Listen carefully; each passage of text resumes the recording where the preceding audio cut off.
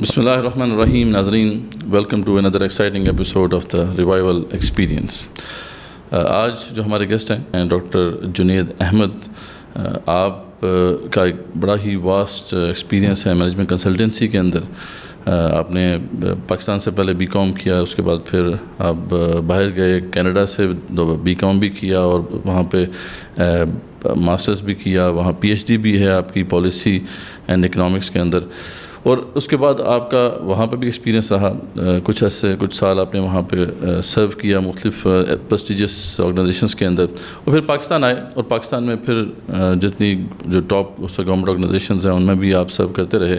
اور بعد میں 1986 میں پھر آپ نے نیشنل مینجمنٹ کنسلٹنٹس کی بنیاد ڈالی، اور اس کے ذریعے سے آپ نے پاکستان کے جو بھی یہاں مختلف سیکٹرز ہیں، چاہے ہیلتھ سیکٹر ہے، چاہے وہ ملٹری کا سیکٹر ہے، یا پھر ایگریکلچر ہے، یعنی you name it, different sectors کے اندر آپ نے BCO آرگنائزیشن کے ساتھ کام کیا اور ان کے لیے مینجمنٹ کنسلٹنسی پرووائڈ کی. اور اس کے علاوہ بھی بہت ساری چیزیں ہیں جو ان سے انشاءاللہ ہم سمجھنے کی کوشش کریں گے. پاکستان کی ایلیٹ کو بہت قریب سے دیکھا بھی ہے، پاکستان کے پاور کوریڈورز کو بھی اچھی طریقے سے جانتے ہیں، پاکستان سے محبت کرتے ہیں، پاکستان کے لیے اپنا سب کچھ کھپایا ہے. اور ابھی بھی اس ایج کے اندر بھی یہ ڈیڈیکیشن ہے ان کے اندر، اور یہ ہوپ فل ہیں ابھی بھی کہ ہم پاکستان کے لیے کچھ کر سکتے ہیں. کیونکہ بہت سے ایسے لوگ ہیں جو اب پاکستان سے مایوس ہو کے پاکستان کو خیر بات کہہ چکے ہیں. ہمارے لیے ایک ایسٹ ہے، پاکستان کے لیے ایک بہت بڑا ایسٹ ہے. انشاءاللہ ان کی پوری سٹوری آپ کے سامنے رکھیں گے اور بہت کچھ جاننے کی کوشش کریں گے کہ پاکستان میں اس وقت کیا ہو رہا ہے، کیا اس وقت پاکستان کے لیے جو ہے مستقبل ہے ہمارے پاس جس کو ہم انشور کر سکتے ہیں. تو ہم ویلکم کرتے ہیں ڈاکٹر صاحب. Welcome to the podcast. بسم اللہ الرحمن الرحیم. آپ کا بہت شکریہ. فرمائیے میں کہاں سے بات اپنی شروع کرنا چاہتے ہیں؟ تو ڈاکٹر صاحب شروع یہاں سے کرتے ہیں. پہلے کچھ اپنے بارے میں بتائیے کہ کہاں سے آغاز ہوا آپ کا، آپ کی فیملی کا تھوڑا سا بتائیے، اور یہاں تک کا سفر کیسے آپ نے جو ہے طے کیا. میری پیدائش راولپنڈی کی ہے، اور میرے والد شاہد احمد صاحب پاکستان ملٹری اکاؤنٹس میں کام کیا کرتے تھے، اور پھر وہیں پہ کام کرتے ہوئے ہائیسٹ لیول پر بھی پہنچے، اور پھر اس کے بعد وہ PITC آ گئے کراچی. میری تعلیم بھی پنڈی سے شروع ہوئی تھی، CB سر سید اسکول سے. اس کے بعد لاہور گئے تو وہاں پہ اعظم گیرزن اسکول میں پڑھا، پھر پشاور گئے تو وہاں پہ PF پشاور ماڈل اسکول میں پڑھا، پھر کراچی آئے اور پھر ہمی پبلک اسکول. جہاں پوسٹنگ ہوتی گئی آپ کے والد صاحب کی تو ساتھ ساتھ جاتے گئے. تو I have class fellows and friends in almost all major cities of Pakistan. صحیح. یہ ایک بہت بڑا ایڈوانٹیج ہے اور اس کی سمجھ بھی ہے. ان سب شہروں کے ساتھ اور تمام علاقوں کے ساتھ ایک بہت گہرا تعلق ہے. میں نے پھر گورنمنٹ کامرس کالج کراچی سے BCom کیا، اور اسی دوران میں جوائنٹ سیکرٹری رہا، جنرل سیکرٹری رہا، vice president of the students union بنا. اور پھر 1973 میں I became the chairman of the Karachi Students' Council, which was a body comprising of 53 presidents of the universities and colleges of Karachi. And I was chairing that. میں تقریباً 12 lakh students کو represent کرتا تھا. یہ وہی زمانہ ہے جب کہ کراچی میں اردو سندھی تحریک چلی، اس میں بہت میجر رول پلے کیا. اس کے بعد اینٹی قادیانی موومنٹ چلی، اس میں بہت رول پلے کیا، اور کچھ رول اتنا زیادہ بھی سیریس ہو گیا تھا کہ اب you could have gotten into serious trouble. So I heeded the advice of my father decided to go to Canada. Canada گئے تو وہاں کینیڈا کا ایک سب سے پرانا جو کالج ہے لویولا، اس میں BCom میں داخلہ لیا تھا. تو 2 سال کی پڑھائی تھی جو ہم نے 1 سال میں مکمل. اچھا، وہاں BCom 2 سال میں ہے؟ نہیں، BCom 4 سال کا ہے. میں تو 2 سال کا BCom پاکستان سے کر کے گیا تھا. بالکل کیا تھا. انہوں نے مجھے 2 سال کا کریڈٹ تو دے دیا، باقی 2 سال تو کرنے تھے. 60 کریڈٹ آورس کرنے تھے. میں نے 1 سال میں 69 کریڈٹ آورس کیے، اور سامنا کاربن لوڈ سے لے کے پاس ہوا اور گولڈ میڈل لیا. اس کے بعد sir George Williams university which also then merged with Loyola to become Concordia. وہاں سے میں نے اپنا MBA کیا، اور that was also a 72 credit hour 2-year program of MBA. وہ بھی 1 سال میں نے اپنایا، اور اس میں بھی گولڈ میڈل لیا. اس کے بعد I joined Bell Canada، اور while I was working for Bell Canada میں نے McGill یونیورسٹی سے MA اکنامکس مکمل کیا، وہ بھی 1 سال میں کیا. اس کے بعد میگل یونیورسٹی میں پی ایچ ڈی جوائن کی اور میں 2 سال اور 1 سیمسٹر میں نے پی ایچ ڈی کی. 2 سال میں آپ نے کیا؟ 2 سال اور 1 سیمسٹر. عام طور پہ ویسے کینیڈا میں تو 5 سال 6 سال 5 سال 8 سال لگتے ہیں اور اس سے بھی زیادہ لگ جاتے ہیں. بالکل. تو میں تو I wanted to come back to Pakistan. صحیح بات. اینڈ اللہ تعالیٰ نے صلاحیت بھی دی ہے انسپائٹ آف دا فیکٹ کہ مجھے ایک بڑا سیریس ہینڈی کیپ ہے because I am an albino. And bad eyesight I could never read a blackboard and whiteboard in my life. تو یہ تو ساری پڑھائی میں نے خود کی ہے اور اللہ تعالیٰ نے 16 گولڈ میڈل بھی دیے. سبحان اللہ. ہم تو ٹریول کرتے ہوئے تو یہ بھی ڈیفیکلٹی ہوتی تھی نا کہ ایئرپورٹ کے اوپر جہاز کی فلائٹ کا نمبر کیا ہے اور وہ فلائٹ کس گیٹ سے جائے گی, اور پھر جب مونٹریال پہنچے تو بس کا نمبر کیا ہے اور میٹرو کا نمبر کیا ہے. یہ ساری ڈیفیکلٹیز زندگی میں رہی ہیں مگر اللہ تعالیٰ نے ان ساری چیزوں سے گزار کے ہر دفعہ کامیابی دی. مونٹریال میں نے $14,000 پر ایئر پہ کام شروع کیا تھا بیل کینیڈا میں, اور 4 سال بعد 7 پروموشنیں لے کر میں $1.5 لاکھ پہ آیا ہوا. اچھا, $1.5 لاکھ اس وقت کما رہے تھے. Age of 25 and I came to Pakistan.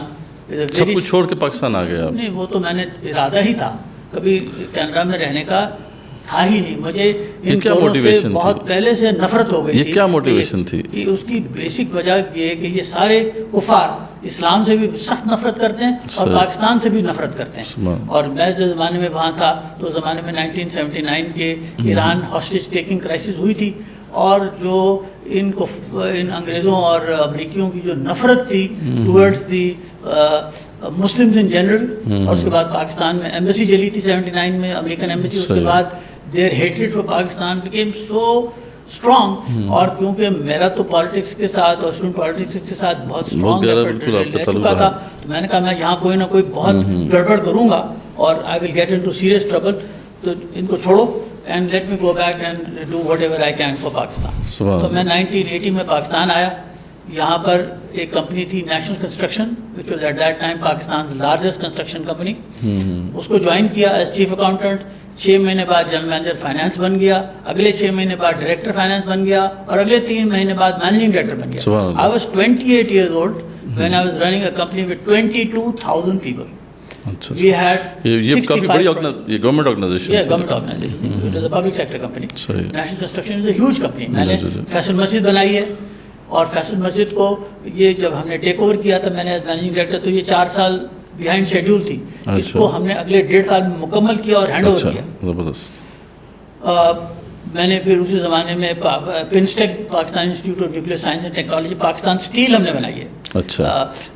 Tarbela کا اریگیشن ٹنل ہم نے بنایا. 65 پروجیکٹس ہم یہاں پہ چل رہے تھے. اس کے علاوہ سعودی عرب میں بھی کام تھا, ابوظہبی میں بھی کام تھا, دبئی میں بھی کام نہیں, ابوظہبی میں تو دبئی میں نہیں, کویت میں بھی کام تھا, جارڈن میں بھی کام تھا, لیبیا میں بھی کام تھا. اور میرے زمانے میں ہمیں کام ملا بنگلہ دیش سے, اور میں نے وہاں پر بینک آف بنگلہ دیش کی بلڈنگ بنائی, اور اسلامک یونیورسٹی بنگلہ دیش میں بنائی, اور چاٹگام کی جو بندرگاہ ٹوٹ پھوٹ گئی تھی اس کو ٹھیک کیا. تو یہ سب کچھ ہو گیا تھا. یہ آرگنائزیشن ابھی بھی ہے, موجود ہے؟ جی ہاں بالکل. اچھا اچھا. تو میں 1983 میں نے NC چھوڑی. میرا بیک گراؤنڈ تو فائنانس ہے. NC وہ پیورلی این انجینئرنگ کمپنی. تو میں نے تو بہت, اللہ تعالیٰ نے بہت جلدی ایک ہائیسٹ لیول پہ پہنچا دیا تھا. جو میں کر سکتا تھا وہ میں نے کر لیا. کمپنی میں 6 مہینے تک لوگوں کو تنخواہ نہیں ملتی تھی. ہم نے جب کمپنی چھوڑی تو اس کے پاس 100 کروڑ 1 ارب روپیہ پڑا تھا. اچھا, سرپلس پڑا تھا. ہاں سرپلس پڑا تھا, اور ماشاءاللہ ہر 5 تاریخ کو تنخواہ پے ہو جاتی تھی. بہرحال یہ کر کے پھر میں نے حبیب گروپ کو جوائن کیا.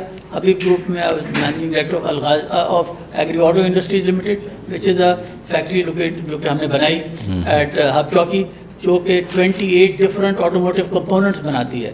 شاک ابزاربرز, کیم شافٹس, کرینک شافٹس, ہائیڈرولک لفٹ کور وغیرہ وغیرہ, engine valves, steel cylinder liners, gaskets, with range of 28 different parts. وہ میں نے till 1986 کیا.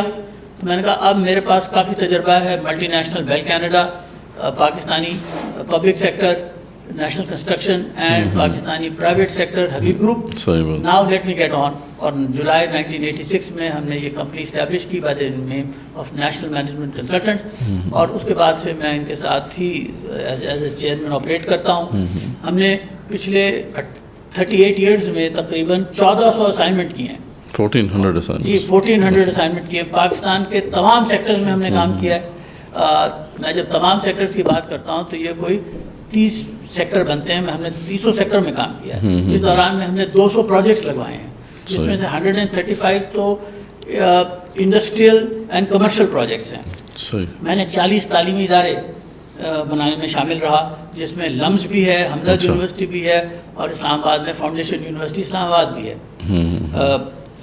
اس کے علاوہ I brought APTEC to Pakistan. APTEC today has 39 centers, جس میں تقریباً اس وقت 45,000 بچے پڑھتے ہیں.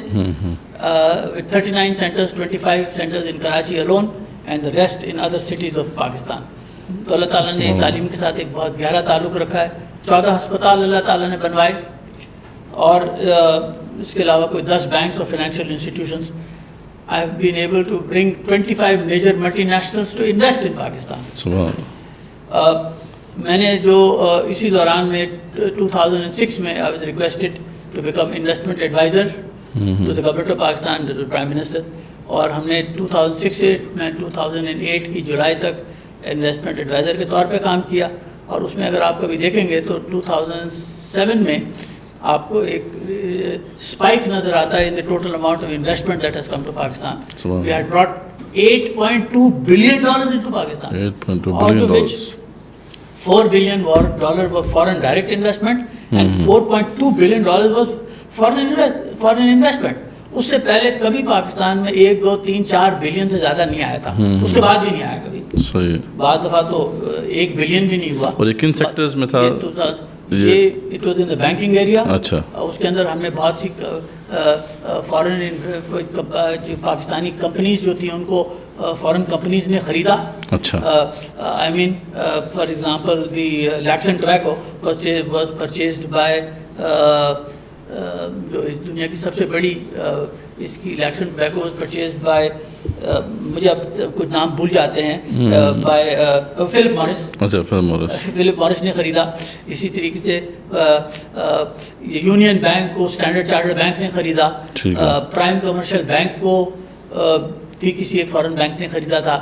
تو اس طرح سے ہم نے, کیونکہ ابھی اس چیز کو بھی بہت سال گزر گئے, مجھے I was also not ready, ورنہ میں ایک دفعہ دوبارہ ساری چیزیں دیکھ لیتا. تو یہ ہم نے جنریٹ کیا ماشاء اللہ. اسی زمانے میں حبیب بینک کی پرائیویٹائزیشن ہوئی, تو حبیب بینک میں فارن انویسٹمنٹ آئی, $350 ملین کی انویسٹمنٹ آئی یہ آغا خان گروپ سے. اس طرح سے یونائٹڈ بینک بکا, اس کے اندر بھی فارن انویسٹمنٹ آئی دبئی سے, ابوظہبی سے. تو et cetera. This is about total of $8.2 billion. اگر آپ پاکستان بورڈ آف انویسٹمنٹ کی ویب سائٹ پہ جائیں تو اس کی پوری ڈیٹیل وہاں پہ مل بھی جاتی ہے. زبردست. تو یہ تو چل ہی رہا تھا کہ میں نے, مجھے اللہ تعالیٰ نے عقل دی. مجھے موقع ہوا ہے کہ میں نے والد صاحب کے گھر سے شروع ہوا درس قرآن, جو 1962 میں ابا کے گھر سے شروع ہوا تھا ان پنڈی.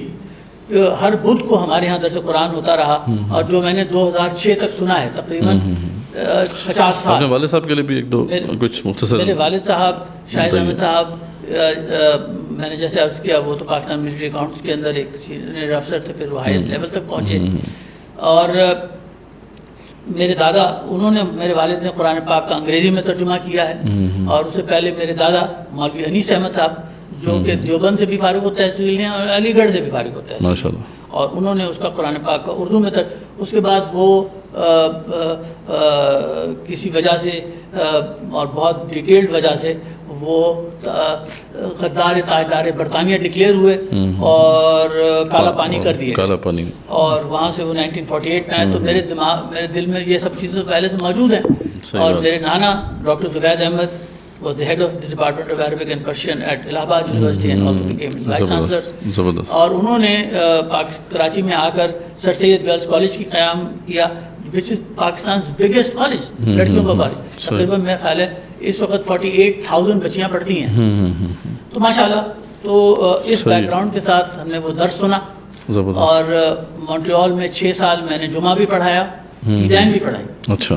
اور پھر مجھے ایک خیال پیدا ہوتا تھا کہ یہ جو مولوی حضرات ہر جمعے کو خطبہ دیتے ہیں, جو اس میں زیادہ تر تو اوٹ پٹانگ باتیں کرتے ہیں, انہوں نے کوئی تیاری نہیں کی ہوتی, اور بغیر تیاری کیے ہوئے جو اپنا بیک گراؤنڈ ہے اس کی بیسس پہ جو دل میں آتا ہے وہ تقریر کر لیتے ہیں. کوئی انہوں نے اپنی جمعے کے خطبے کو تیار نہیں کیا ہوتا. تو میں نے آئی تھاٹ کہ یہ تو مجھے نہیں کرنا چاہیے, مجھ میں اور ان میں فرق بھی ہے. اور تو میں نے جو پہلا خطبہ دیا تھا وہ میں نے زکوٰۃ پہ دیا، اس کے بعد دوسرا خطبہ دیا صلاۃ پہ، کہ قرآن پاک زکوٰۃ کے بارے میں کیا کہتا ہے، صلاۃ کے بارے میں کیا کہتا ہے، صوم کے بارے میں کیا کہتا ہے. آپ نے کہا کہ اس پہ فوکس ہونا چاہیے. میں نے عبداللہ یوسف علی کی قرآن پاک کے تفسیر سے آخر میں انڈیکس دیا ہوا ہے، تو اس انڈیکس سے میں جو خطبہ تیار ایسے کرتا تھا کہ اس انڈیکس کو کھولا، اس میں سے ٹاپک نکالا، ٹاپک کے اوپر سے آیتیں نکال لی، آیتوں کو اکٹھا کیا اور اس کی بیسس پر اپنا خطبہ تیار کیا. یہ میرے پاس سب خطبے لکھے ہوئے رکھے تھے. میں یہ خطبے پاکستان لے آیا اور پھر پاکستان میں ہم تو اور کاموں میں لگ گئے. اللہ تعالیٰ جب کوئی کام کروانا چاہتے ہیں تبھی ہوتا ہے. تو 2015 میں اپنی لائبریری سیٹ کرتے ہوئے، میری بہت بڑی لائبریری ہے، تقریباً اس میں 10,000 سے زیادہ اب کتابیں ہیں. پہلے تو اس سے بھی زیادہ تھی، میں نے کوئی 5-60 ہزار کتابیں تو بانٹ دی ہیں. تو اس میں سے وہ ڈبہ نکلا جس کے اندر وہ میرے خطبے رکھے ہوئے تھے. تو میں نے کہا بھائی جنید یہ تو سارا کام ہوا ہوا ہے. تو میں نے اس کے بعد ایک ٹیم بنائی جس میں 2 مفتی حضرات تھے، اور یہ دونوں بچوں نے 7 سال کا کورس بھی کیا ہوا تھا. اس کے علاوہ دونوں نے ایم اے عربک بھی کیا ہوا تھا، اور ایک صاحب نے ایم اے فلاسفی کیا ہوا تھا، دوسرے صاحب نے ایم اے اسلامک اسٹڈیز کیا ہوا تھا. تو میں ایک ٹیم بنائی جس کے اندر یہ 2 لوگ تھے، اس کے علاوہ 3 حفاظ تھے. تو 5 بندوں کی ٹیم نے تقریباً 4 سال کام کر کے موضوعات قرآن لکھی. صحیح بات. تو قرآن پاک میں سے 227 ٹاپکس پر قرآن پاک کی آیات نکالی، ان کا ترجمہ دیا، اور پھر ان آیات کے ترجموں کو سمرائز کیا. اور پھر 2020 میں اللہ تعالیٰ نے ہم سے ٹاپکس تو قرآن لکھوائی. موضوعات قرآن، ٹاپکس تو قرآن پاکستان میں نہیں ساری دنیا میں اس سبجیکٹ پہ پہلی کتابیں ہیں. یس، قرآن پاک کے اشاریے تو بہت لوگوں نے بنائے ہیں، اشاریے تو ہیں. اب میں اشاریے کا کیا کروں؟ پہلے تو میں اشاریہ کھولوں، اس میں سے ایک ٹاپک نکالوں، ٹاپک نکال کے کچھ آیتیں نکل آئیں، اس کے بعد میں اب قرآن میں ان آیتوں کو ڈھونڈوں. یہ اتنا لمبا کام ہے کہ کوئی کرنے کو تیار نہیں ہوتا. تو because I am a researcher by training and by inclination also, تو میں نے کہا یار اس سارے کام کو اکٹھا کر دو. تو اس لیے ٹاپکس کے اندر بھی 227 ٹاپکس پر قرآن پاک کی آیتیں نکالی، ان کے ترجمے دیے. کیونکہ قرآن پاک میں ایک آیت کے اندر بعض دفعہ جیسے سورہ آیت الکرسی جو ہے اس میں تو 6-7 ڈفرینٹ ٹاپک کور ہوئے ہیں. تو بہت سی آیتیں ایسی ہیں جو کہ بار بار ریپیٹ بھی ہوتی ہیں، ملٹیپل ٹاپکس میں تو ملٹیپل ٹاپکس میں بھی جاتی ہیں. تو but it becomes then very cumbersome to understand. اور اس کی لاجک تو یہ ہے نا کہ قرآن پاک از اے کمپائلیشن آف لیکچرز جو کہ رسول پاک صلی اللہ علیہ وآلہ وسلم نے کوئی 22 یا 23 سال کے پیریڈ میں دیے ہیں لیکچرز. وہ لیکچر کس کو دے رہے تھے؟ کبھی وہ اہل مکہ کے کفار تھے، کبھی وہ اصحاب کرام تھے، کبھی یہود تھے، کبھی نصارہ تھے، کبھی پولیس تھے. یہ ڈیوائن سرمنز کی ایک کلیکشن ہے. وہ تو مختلف مقطعوں میں دیے ہوئے خطبے اور مختلف ٹاپکس پہ کور ہوئے اور ایڈریسز بھی ڈیفرنٹ ہیں، اور جو جن سے بات کر رہے ہیں وہ بھی مختلف ہیں. تو اپنے خطبے میں ایک ربط رکھنے کے لیے اس میں وہ چیزیں بار بار ریپیٹ بھی ہوتی ہیں. حضرت موسیٰ علیہ السلام کے بارے میں قرآن پاک میں 360 آیتیں ہیں، 360 آیتیں بار بار کسے ریپیٹ ہوتے ہیں. میرے پیارے نبی صلی اللہ علیہ وآلہ وسلم کے بارے میں قرآن پاک میں 419 آیتیں ہیں. آپ یاد رکھیے کہ سورہ بقرہ کے اندر ٹوٹل کتنی آیتیں ہیں؟ 286. اگر سورہ اور وہ کتنے سپاروں پہ؟ 1.5 سپارے پہ، 2.5 سپارے پہ. تو میرے پیارے نبی صلی اللہ علیہ وآلہ وسلم کے بارے میں 419 آیتیں کتنے سپاروں کی بنی؟ مور دین 3.5 سپارے. اس کا مطلب یہ ہے کہ more than 10% of the Quran is about سرکار دو عالم صلی اللہ علیہ وآلہ وسلم. آج تک قرآن کی بیسس کے اوپر کوئی تفسیر نہیں لکھی گئی، یا اپنی سیرت پاک نہیں لکھی گئی کہ میرا اللہ میرے پیارے نبی صلی اللہ علیہ وآلہ وسلم کی سیرت پاک کے بارے میں کیا کہہ رہا ہے. تو وہ ہم نے 419 آیتیں نکالی ہیں. انشاءاللہ کبھی موقع ملے گا تو اس کو ضرور مکمل کریں. اپلیکیشن بھی بنی، اور وہ جو اس کا ذکر ہو رہا تھا جب ہم آپ سے پہلے بیٹھے ہوئے تھے آپ کے ساتھ، تو آپ نے اپلیکیشن کا ذکر کیا تھا کہ اپلیکیشن بھی بن گئی ہے اس کی موبائل جو ٹاپکس تو قرآن کی اسی نام سے ٹاپکس تو قرآن کے نام سے ایک اپلیکیشن موجود ہے. بالکل، ہم اس کا لنک جو ہے لنک اس کا ہم ڈال دیں گے انشاءاللہ ڈسکرپشن کے اندر، تو آپ ڈاؤن لوڈ کر سکتے ہیں. ایپل پلے اسٹور پہ بھی ہے اور گوگل پہ بھی ہے. تو آپ اینڈرائڈ اور ایپل دونوں پہ موجود ہے، اور آپ اس کو ڈاؤن لوڈ کیجیے، استعمال کیجیے. اور بہت لوگ کر بھی رہے ہیں. صحیح. بہت سے علماء کرام جو کہ پڑھے لکھے ہیں جو اس سے زیادہ نہیں استفادہ ہوتے کر رہے ہیں تو وہ اس سے بہت استفادہ کرتے ہیں. مجھ سے دوستوں نے یہ بھی کہا ہے کچھ علماء نے کہ ڈاکٹر صاحب آپ نے تو ہماری زندگی آسان کر دی کہ کہیں پہ بھی خطبہ دینے جانا ہوتا ہے بس وہ ٹاپک پکڑے اور اس کی ساری متعلقہ آیات جو ہیں ساری آیات نکلیں. نہیں آپ نے ان آیات کو سمرائز بھی کر دیا. صحیح بات. جب آپ نے سمرائز کر دیا تو مور لیس آرٹیکل تو بنا ہوا ہے. صحیح بات. چلیں اس طرف آتے ہیں. اللہ تعالیٰ نے یہ کام کروایا. اس طرف آتے ہیں کہ ماشاء اللہ آپ کا جو ہے ایک طویل ایکسپیرینس ہے مینجمنٹ کے حوالے سے. تو ہم جب دیکھتے ہیں امت مسلمہ میں پاکستان کے اندر بھی ہم دیکھتے ہیں کہ سیریس ایشوز ہیں آرگنائزیشنز کے اندر, اور یہ تو پتہ ہے اب تو پوری دنیا میں ایک نون بات ہے اور سب اس پہ ریسرچ بھی ہو چکی ہے کہ جب تک کہ کسی بھی ملک کے ادارے انسٹیٹیوشن صحیح طرح پرفارم نہیں کریں گے تو اس ملک کا کوئی پرسانہ حل نہیں ہے. یعنی اس ملک کی نہ اکانومی بہتر ہو سکتی ہے نہ اس کے اندر اور کوئی مسئلہ حل ہو سکتا ہے. تو آپ کیا دیکھتے ہیں کہ یہ مینجمنٹ کا ہی مسئلہ ہے کہ صحیح طریقے سے مینج نہیں ہو پاتے. ایون کہ پرائیویٹ ادارے بھی ہم دیکھتے ہیں, جب پرائیویٹ آرگنائزیشنس کو بھی دیکھتے ہیں تو وہ بھی وہ سٹینڈرڈ اچیو نہیں کر پا رہی جو کہ اس وقت انٹرنیشنل آرگنائزیشنز جن کو میٹ کرتی ہیں یا انٹرنیشنل سٹینڈرڈس کے اوپر وہ پورا نہیں اترتی. تو اس کی کیا وجہ ہے؟ یہ ایک وبا ہے جو پوری امت میں پھیلی ہوئی ہے. کیا اس کو کریکٹ کیا جا سکتا ہے؟ کیسے ہم اس کو جو ہے اس مسئلے کو حل کریں؟ تو پہلے اس مسئلے کے بارے میں تھوڑا سا بتائیں کہ آخر آپ کا انالیسس کیا ہے, کیوں اتنے برے حالات ہیں ہماری آرگنائزیشنز کے؟ یہ بہت اہم بات آپ نے پوچھی ہے, مگر میں ان لائک کہ میں آپ کو ایک ٹریڈیشنل قسم کا کوئی جواب دے دوں جو میں دے سکتا ہوں, مگر میں نے اس کی بہت تحقیق کرنے کے بعد, کیونکہ تحقیق کرنا میری گھٹی میں پڑا ہے, اور وہ یہ کہ ایک کتاب ہاتھ لگی. کتاب کا نام ہے نو ایگزٹ فرام پاکستان, آتھر کا نام ہے ڈینیل مارکی. یہ 2014 میں کتاب لکھی گئی اور میں اس کتاب کو سمرائز کرتا ہوں اس سے, اور آپ پھر اس کی اگلی بات کروں گا کہ یہ کیا مٹیریل کیا ہے اور یہ ساری پاکستان کے ساتھ کیا ہو رہا ہے, عالم اسلام کے ساتھ. عالم میں اسلام تو کہتا ہی نہیں, کچھ مسلمان ملکوں کے ساتھ بھی ہم اس کو بات کر سکتے ہیں, مگر یہ عالم اسلام تو ڈیفینیٹلی نہیں ہے. اس کا اسلام سے بہت سارے ملکوں کا کوئی دور کا کوئی تعلق نہیں ہے. بہرحال as far as Pakistan is concerned, no exit from Pakistan میں ڈینیل مارکے لکھتا ہے. یہ 260 صفحے کی کتاب ہے اور میں اس کو سمرائز کرتا ہوں آپ کی خدمت میں. ڈینیل مارکے لکھتا ہے کہ that America has always had a very inconvenient relationship with Pakistan. Inconvenient یعنی کہ ہم ان کے ساتھ کبھی ہمیں مزہ نہیں آیا. It is inconvenient ہی ہوتی ہے, مشکل ہی ہوتی ہے. اور and we have never trusted the Pakistanis. The more money we give to the Pakistanis, the more they hate us. ہم نے پاکستان پہ کبھی اعتبار نہیں کیا. ہم جتنے پیسے بھی جب امریکہ پاکستان کو دیتا ہے اور جتنے پیسے دیتا ہے وہ اتنا ہی پاکستانی ہم سے نفرت کرتے ہیں. صحیح کہیں گے یہ بات ہمیں پتہ ہے, مگر اس کے باوجود ہم پاکستان کو چھوڑ نہیں سکتے. اور 3 reasons. Number 1, Pakistan has such a large nuclear and missile program that in order to keep an eye on it we have to engage with Pakistan. Nuclear program کی وجہ سے کیونکہ ہم نے اس پہ نظر رکھنی ہے, اس لیے ہم پاکستان کو چھوڑ نہیں سکتے. ٹھیک ہو گیا. دوسری بات معاف کیجیے گا, دوسری بات کہ Pakistan is the only country which has extremely close relationship with the civil and military establishment of China. یہ بات سمجھ لیجئے, پاکستان کے علاوہ دنیا میں کوئی دوسرا ملک نہیں ہے اتنا کلوز ہو, جو کہ اتنا کلوز ہو. پاکستان کی آرمی, ایئر فورس, نیوی کی ہر چیز چائنیز ہے. کیا بات. پاکستان ایئر فورس میں صرف ایک ٹوٹا بھجا پرانا F-16 کا اسکواڈرن ہے, اس کے علاوہ every thing is Chinese. Pakistan navy میں you have one Augusta submarine from France, everything else is Chinese. In case of the Pakistan army, there is nothing which is not Chinese, everything is Chinese. Everything is Chinese.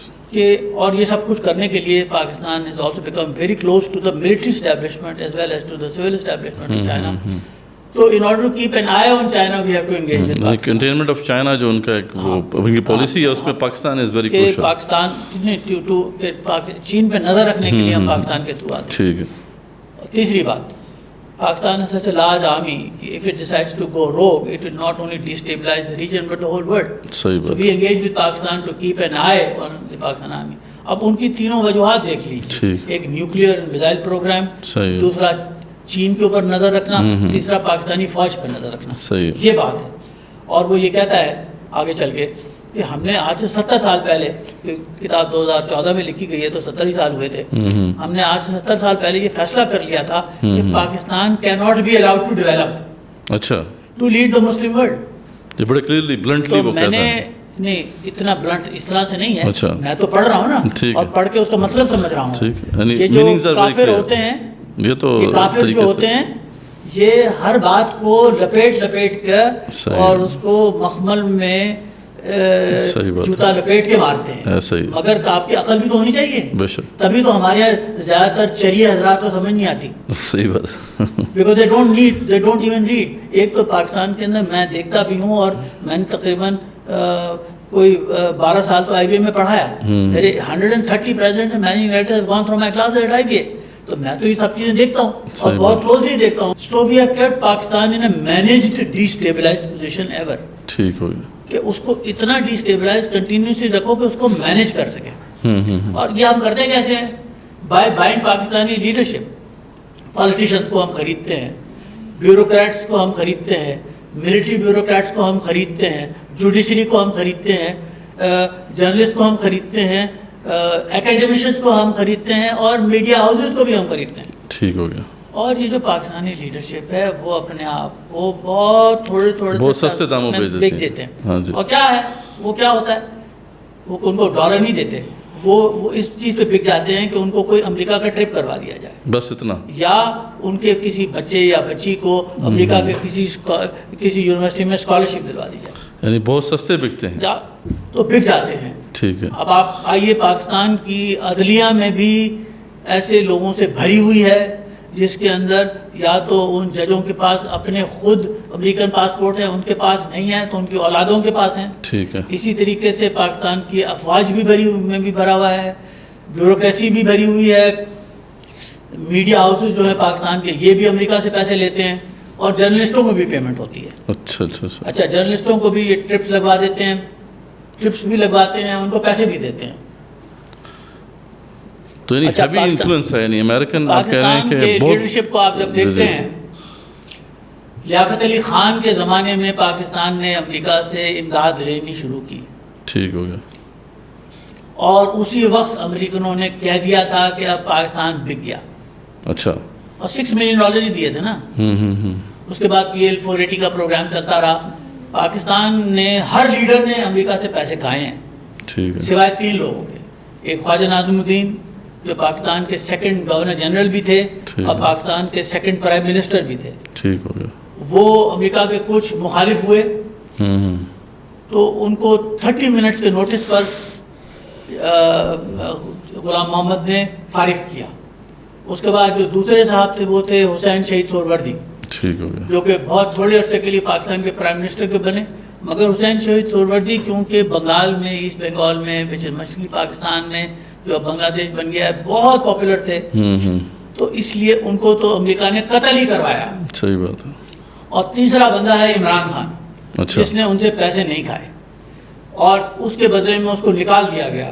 اور عمران خان کے اوپر 5 دفعہ اس کو مارنے کی کوشش کی گئی ہے. اللہ تعالیٰ نے اس کو بچایا ہے. 3 دفعہ ہیلی کاپٹر میں، 1 دفعہ وزیر آباد میں، 1 دفعہ اسلام آباد میں، اسلام آباد ہائی کورٹ میں. اور کس کے تھرو کیا؟ اس کے تھرو کیا جس کو انہوں نے پالا ہوا ہے اور وہ اس کے پروردہ ہیں. صحیح. اچھا پاکستان، اب آپ کا جو سوال ہے اس کا جواب آپ کو مل گیا ہوگا. یعنی کہ نہیں ملا تو میں اب آپ کو ایکسپلیسٹلی دے دیتا ہوں. انفلوئنس ہے امریکن کہ وہ نہیں چاہتے کہ پاکستان جو ہے کوئی کام بھی پاکستان میں سیدھا ہو. تو پاکستان کے اندر وہ جو IG لگواتے ہیں وہ اپنی مرضی سے لگواتے ہیں، اور وہ IG سے جو پولیس کے اندر گن ہوتا ہے at the senior most level وہ کرواتے ہیں. یہی حال منسٹری آف انٹیریئر کا ہوتا ہے. منسٹری آف فائنانس میں یہ اورنگزیب کیا ہے، یہ جو اب نیا منسٹر چیف، اب جو آج کل بینکر ہے، یہ نہیں، یہ جو آپ کا یہ فائنانس منسٹر آیا ہے، اس کا کیا بیک گراؤنڈ ہے؟ بینکر ہے. یہ حبیب بینک کا مینیجنگ کا پریزیڈنٹ تھا. حبیب بینک کا پریزیڈنٹ تو وہ بینکر ہی ہے نا یار. صحیح بات. تجھے کیا پاکستان کی اکانومی کا کیا پتا؟ اور میرا خیال ہے 25 تاریخ تو ہو گئی نا آپ. جی بالکل. تو 25 تاریخ کو آج IMF کا اجلاس بھی ہونا یا نہیں ہونا، اور IMF کے اندر جو کنڈیشنلٹیز لگی ہیں وہ یہ جان کر مشکل بھی کرواتے رہتے ہیں اور اس کے بھی پیسے کھاتے ہیں. اچھا پاکستان کے منسٹری آف کامرس میں بھی یہ حال ہے, پلاننگ کمیشن میں بھی یہی حال ہے, پاکستان کی تمام فیڈرل اینڈ پروونشل گورنمنٹس کے اندر یہی حال ہے. آپ ذرا دیکھ لیجئے کہ یہ جو پاکستان کے لیڈران کرام ہیں, ان کی دولتیں کہاں ہیں, ان کی اولادیں کہاں ہیں, ان کا پاکستان سے کیا تعلق ہے؟ ان کا انٹرسٹ پاکستان نہیں ہے, ان کا انٹرسٹ امریکن انٹرسٹ کے ساتھ الائن کرتا ہے. جی بالکل. اور جو آپ نے جو سوال پوچھا اس کا جواب سیدھا سا یہ ہے, پاکستان کی ایگریکلچر اتنی خراب کیوں ہے؟ کیونکہ وہ پاکستان کا ایگریکلچر منسٹر ایسا ہوتا ہے, پاکستان کے اندر ایگریکلچر سے کے ریلیٹڈ فیصلہ کرنے والے امریکہ کے پروردہ ہوتے ہیں جو اچھا, اور امریکہ ان کو ڈائریکٹ انسٹرکشنز نہیں دیتا, امریکہ ان کو ایک overall T O R دے دیتا ہے کہ تم نے یہ کرنا ہے, اور وہ کرتے ہیں. اور جو ان کی بات نہیں مانتا یا وہ اپنی بات جو انہوں نے امریکہ سے وعدہ کیا ہوتا ہے اسے وہ مکر جاتا ہے تو وہ فارغ بھی کروا دیتے ہیں, اور فارغ ہونا کوئی مشکل کام نہیں ہوتا. ٹھیک ہے, اس کو یہ تو کلیئر ہو گیا, لیکن تھوڑا سا آرگیو ہم اگر کریں اس پہ کہ جیسے فار ایگزامپل پاکستان کے اندر بہت سے ایسے ادارے تھے جو بڑے اچھے چل رہے تھے, جیسے پاکستان انٹرنیشنل ایئر لائنس ہے, PIA ہے, ہم دیکھتے ہیں کہ بڑے اچھے طریقے سے اس کی بنیاد ڈالی گئی تھی اور اس کے over the period of time اس نے اپنا نام بھی پوری دنیا میں منوایا. لیکن پھر یہ کیا ایسا مسئلہ کیا ہوا کہ یہ ادارہ بھی تباہ ہو گیا؟ پھر ہم دیکھتے ہیں کہ پاکستان سٹیلز جو ہے اس کو کھڑا کیا گیا تھا, بڑا زبردست ایک جذبہ تھا اس میں, ایک بڑی سوچ تھی, لیکن یہ ہے کہ وہ اس کا کیا حال ہوا.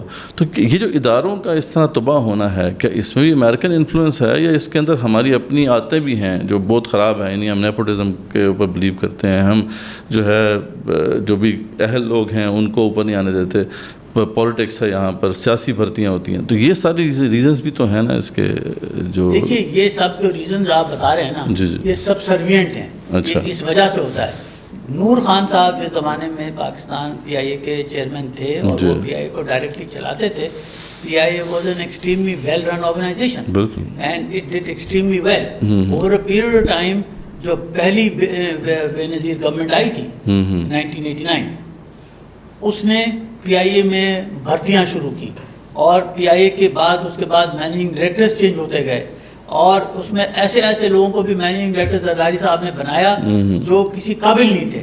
جو کوئی ایک بندہ پائلٹ ہے اس کو بنا دیا, ایک بندہ جس نے آج تک کبھی PIA کی شکل نہیں دیکھی اس کو بنا دیا, اس کو پتا بھی نہیں, اور اس کے اندر ہزاروں بھرتیاں کی گئیں. جو ایک آرگنائزیشن جس کے اندر 5-6 ہزار سے زیادہ لوگ نہیں ہونے چاہیے تھے اس کے اندر 26,000 لوگ بھر دیے گئے, تو وہ کیسے کام کریں گے؟ اچھا, اور اس کے اندر وہ ڈائریکٹلی زرداری صاحب اور ان کی اولاد یہ کام کرتی رہی ہے. لوگ زرداری کو سمجھتے نہیں ہیں کہ زرداری اللہ تعالیٰ نے اس کو بھٹو کے خاندان کے اوپر ایک جلاد کے طور پہ بھیجا. اس نے اپنی بیوی کو قتل کروایا, اس نے اپنے سالے کو مرتضیٰ بھٹو کو کروایا, اسی نے ہی شاہنواز بھٹو کو کروایا. اور میری کیونکہ فاطمہ بھٹو سے بہت دفعہ بیٹی کیوں نہیں آتی پاکستان, انکل وہ تو مجھے کسی دن بھی قتل کروا دے گا. فاطمہ بھٹو نے بھی کسی اب انگریز سے شادی کر لی ہے, 2-3 کتابیں لکھی ہیں, انہوں نے بہت اچھی لکھی ہیں, مگر باقی وہ جو مرتضیٰ بھٹو کا لڑکا ہے ذوالفقار بھٹو جونیئر وہ تو جا کے زنہا بن گیا. اب آپ اس کو کیا کریں گے؟ تو مگر اسی طریقے سے پاکستان اسٹیج کے اندر بھٹو کی جو لیگیسی تھی اس کو استعمال کیا زرداری نے, زرداری نے اور اس کو کمزور کر کے تباہ کر کے رکھ دیا. اور دیکھیے کسی نے آج تک اس زرداری سے یہ نہیں پوچھا کہ یار تیری تو بے نظیر سے پچھلے 8 سال میں ملاقات نہیں ہوئی تھی, ذرا اس جو تو نے ول پڑھ کے سنائی تھی اس کے ذرا فرانسک کرا لو, آپ کو پتہ چل جائے گا کہ ول بے نظیر نے لکھی نہیں, یہ اس نے اس پہ قبضہ کیا. کیونکہ بے نظیر یہ نواز یہ جو ہے زرداری اسی زمانے کا پڑھا ہے جیسے میں پڑھا. میں جب گورنمنٹ کامرس کالج کا پریزیڈنٹ تھا یہ سینٹ پیٹرکس میں پڑھتا تھا, سینٹ پیٹرکس سے نکالا گیا تھا, اور اس کے بعد اس نے کبھی اپنا BCom مکمل نہیں کیا. اس نے کراچی میں قتل کیا اور اس کے بعد یہ دبئی بھاگ گیا. اور دبئی میں جن لوگوں کے پاس یہ ان کے سرونٹ کوارٹر میں رہتا تھا احمد دہری صاحب, ان سے میری ڈائریکٹ ملاقات ہوئی. انہوں ان کے پاس ایک تصویر لگی ہوئی تھی, جب میں ان سے ملنے گیا تو اس تصویر کے اندر ایک لڑکا بیٹھا ہوا ہے, وہ ایک اس کے گاڑی کے ویل کو صفائی کر رہا ہے. تو انہوں نے مجھ سے کہا کہ ڈاکٹر صاحب ذرا غور سے دیکھیے اس تصویر کو. تو میں نے غور سے, میں نے کہا یار یہ تو زرداری ہے, یہ کہاں سے آئی تصویر آپ کے پاس؟ کہنے لگے یہ وہاں سے بھاگ کے آیا تھا تو میرے باپ نے اس کو پناہ دے دی تھی, تو یہ ہمارے گھر میں رہتا تھا, اور ہمارے گھر میں رہتا تھا, ہماری گاڑیوں کو صفائیاں کرتا تھا. اچھا اچھا. تو وہاں سے یہ واپس آیا اور یہ کس طرح سے پاکستان کا پریزیڈنٹ بھی بن گیا اور بے نظیر کے قتل کے اندر ٹوٹلی، مگر آج تک بے نظیر کے قتل پہ کوئی اسٹڈیز ہوئی نہیں ہوئی. جو کچھ بھی ہوا. اب پاکستان اسٹیل پہ بھی آ جائیے. وہی بات ہم کہہ رہے ہیں نا کہ یہاں پہ امریکن انفلوئنس تو ہے بالکل، اس میں کوئی شک نہیں ہے اور وہ بہت بڑا ریزن ہے، لیکن یہاں ہمارے لوگ بھی تو ایسے ہیں نا، زرداری کو انہوں نے خرید لیا تھا نا. ٹھیک ہے کہ اگر تم نے پاکستان کے، اب وہ بکنے کو تیار تھا، ٹھیک ہے، اور ہم تمہیں فل سپورٹ کریں گے، تم کرتے جاؤ اور ہم تمہاری مدد کریں گے. صحیح. اور وہ امریکہ ان کی مدد کرتا رہا اور زرداری صاحب آہستہ آہستہ پہلی دفعہ پریزیڈنٹ بن گئے اور اب دوسری دفعہ بھی پریزیڈنٹ بن گئے. اگر آپ کو یاد ہو بلائے اول بھٹو جب وہ کے زمانے میں فارن منسٹر بنا تھا PDM-1 میں، تو اس نے امریکہ کے کتنے چکر لگائے تھے؟ ذرا چیک تو کریں نا کہ تو کیا کرنے جا رہا ہے امریکہ. وہ ہر دفعہ امریکہ سے انسٹرکشنز لینے کہ اب ہم نے کیا کرنا ہے اور ہم نے کیا کرنا ہے، ہم نے کیا کرنا ہے، یہی تو کرنے جاتے ہیں. باہر شہباز شریف صاحب، آپ یہ بھی بات سمجھ لیجئے کہ امریکہ سے بڑا کتا برطانیہ ہے اور برطانیہ دنیا بھر میں پھٹے کی جڑ ہوتا ہے. یہ کیوں جاتا ہے شہباز شریف، کیوں جاتا ہے نواز شریف نے وہاں پہ سیٹ کیوں کیے، الطاف حسین کو انہوں نے کیوں پناہ دے کے رکھی ہوئی ہے. اچھا، ہر بدماش وہاں جا کے سیٹ ہوتا ہے اور اس کو پناہ بھی دے دیتے ہیں اور آپ اس کے خلاف کچھ کر بھی نہیں پاتے. کیا اگر پاکستان چاہتا تو نواز الطاف حسین کو پڑھا نہیں سکتا تھا؟ پڑھا سکتا تھا، بالکل کر سکتا تھا. آپ کو $5,000 میں یا £5,000 میں کوئی بھی قاتل مل جاتا ہے تو فائرنگ کروا دیتے، نہیں کیا کیونکہ it is not in the interest of America, it is not in the interest of UK کہ وہ آپ یہ کام کریں. کوئی بھی جو اینٹی پاکستان ایلیمنٹس ہیں وہ ان کو پروٹیکٹ کر، اینٹی پاکستان جو بھی elements are all paid for سب ان کے اسٹریٹجک ایسٹس ہیں. America and UK. یہ دو ملک ہیں، یعنی ان کے وہ اسٹریٹجک ایسٹس ہیں اور وہ ان کو استعمال کرتے ہیں جس طرح بھی. اور انہوں نے، میں نے آپ کو بتایا 12,000 سے زیادہ پاکستان کے اندر بیوروکریٹس ہیں، ان کے پاس امریکن سٹیزنشپ ہے، ڈوئل نیشنلٹی ہے. تو وہ کیسے کریں گے بھائی؟ صحیح بات. تو پاکستان میں جتنا پھٹا ہوتا ہے اس کی بیسس یہ ہے. چلیں یہ تو یہ کلیئر ہو گیا، یعنی آپ نے بڑے بلنٹلی اور واضح طور پہ اس کو بتا دیا. میرے خیال میں اسے کوئی بھی ڈینائی نہیں کر سکتا. جو آپ کا مولوی بھی شامل ہیں، آئی ایم سوری میں ان کا نام لینا بھول گیا تھا. بالکل صحیح. اس کے اندر بتائیے. جماعتوں کی پیمنٹس ہوتی ہیں. اچھا. امریکہ ان کی پیمنٹ کرتا ہے. ایویڈنسز ہیں اس کے ہمارے پاس؟ نہیں ایویڈنسز تو دیکھیے، میں کوئی جاسوس نہیں ہوں، ٹھیک ہے، مگر کوئی بھی بندہ ہوگا جو کرے گا وہ کر بھی لے گا. ہمارے دوست کی ایک بیٹی نے ایک اسٹڈی کی تھی کہ یہ دنیا کے اسلامی ملکوں میں اتنا فنڈامنٹلزم کیوں بڑھا. ٹھیک ہے، وہ تو اس نے جو اسٹڈی فنڈڈ ہے. صحیح ہے. ہاں، کہ اس نے اور اس نے جو ڈاکیومنٹ استعمال کیے تھے وہ صرف document that were released by the US senate after every 30 جو ڈی کلاسیفائی کرتے ہیں، and by the White House which is the British parliament after every 30 years. 1820 میں برٹش پارلیمنٹ نے ایک لا پاس کیا کہ وہ تمام علاقے جہاں پہ مسلمانوں کی میجورٹی ہے وہاں تم ایسے لوگ ڈھونڈو اور ایسے ادارے بناؤ جو کہ مسلمانوں میں تفرقہ پیدا کریں. ٹھیک ہے. اور یہی لا پھر امریکن پارلیمنٹ نے بھی پاس کیا اور امریکہ اور برطانیہ نے 1820 سے اس پہ کام کر رہے ہیں. اور اس بچی نے یہ ثابت کیا تھا کہ ہندوستان کے علاقے میں کن کن لوگوں کو انہوں نے ہائر کیا اور ہائر کر کے مسلمانوں میں تفرقہ ڈالا. کون لوگ؟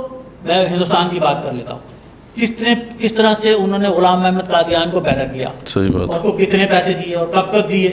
اس نے بچی نے ان کے چیک نمبر تک لکھے تھے اور ڈیٹس بھی لکھی تھی.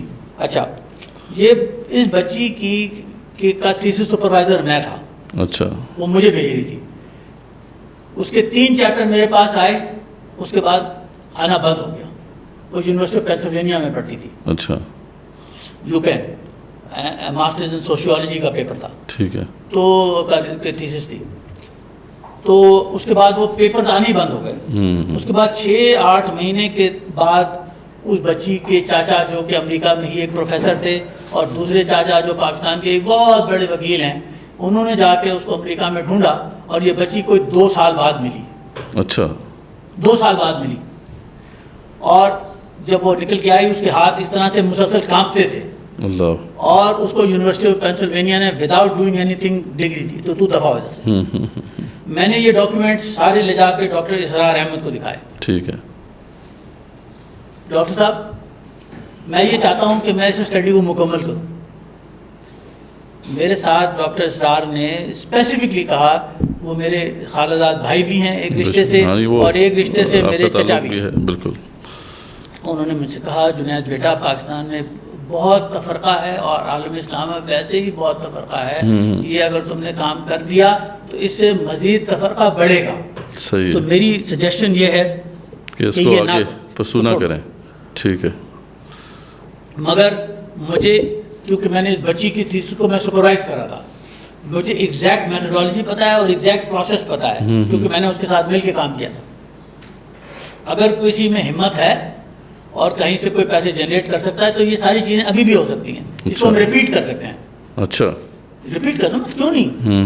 اس سب چیزوں کو کوئی اس نے اس بچی نے, میں اس کا نام جان کر کے نہیں لے رہا, اب اس کی شادی ہو گئی اور ماشاءاللہ گھر میں 3 بچے ہیں, 3-4 بچے ہو گئے ہیں, تو اب اس کا اس چیز سے کوئی تعلق نہیں ہے. اور اس بچی کو یہ پتا بھی نہیں تھا نا کہ میں کیا جو کروں گی اس میں سے نکلے گا کیا. تو اس کا مطلب ہے کہ یعنی جو پیسے جو ہیں وہ دیے گئے, وہ یہاں پہ جو ریلیجس کلاس ہے ہماری, یعنی جو دینی طبقہ ہے, اس کو بھی وہ پیسے خوب دیے گئے. بعد میں تو ہمیں پتہ ہے کہ دیے گئے نہیں, دیے جاتے ہیں, ابھی بھی دیے جاتے ہیں.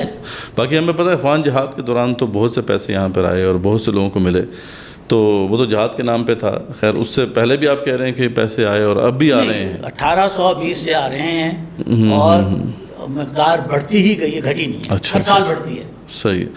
تو یہ تو ایک بڑی واضح طور پہ بات نظر آ رہی ہے. اور دوسرا آپ نے بتایا کہ یہ جو لوگ جن کو مسلط کر دیا گیا, انہوں نے پھر اپنے انٹرسٹ کے مطابق جو ہے معاملات کو چلایا اور انسٹیٹیوشنس کو تباہ کیا اور پاکستان کو اس جگہ پہ پہنچا دیا.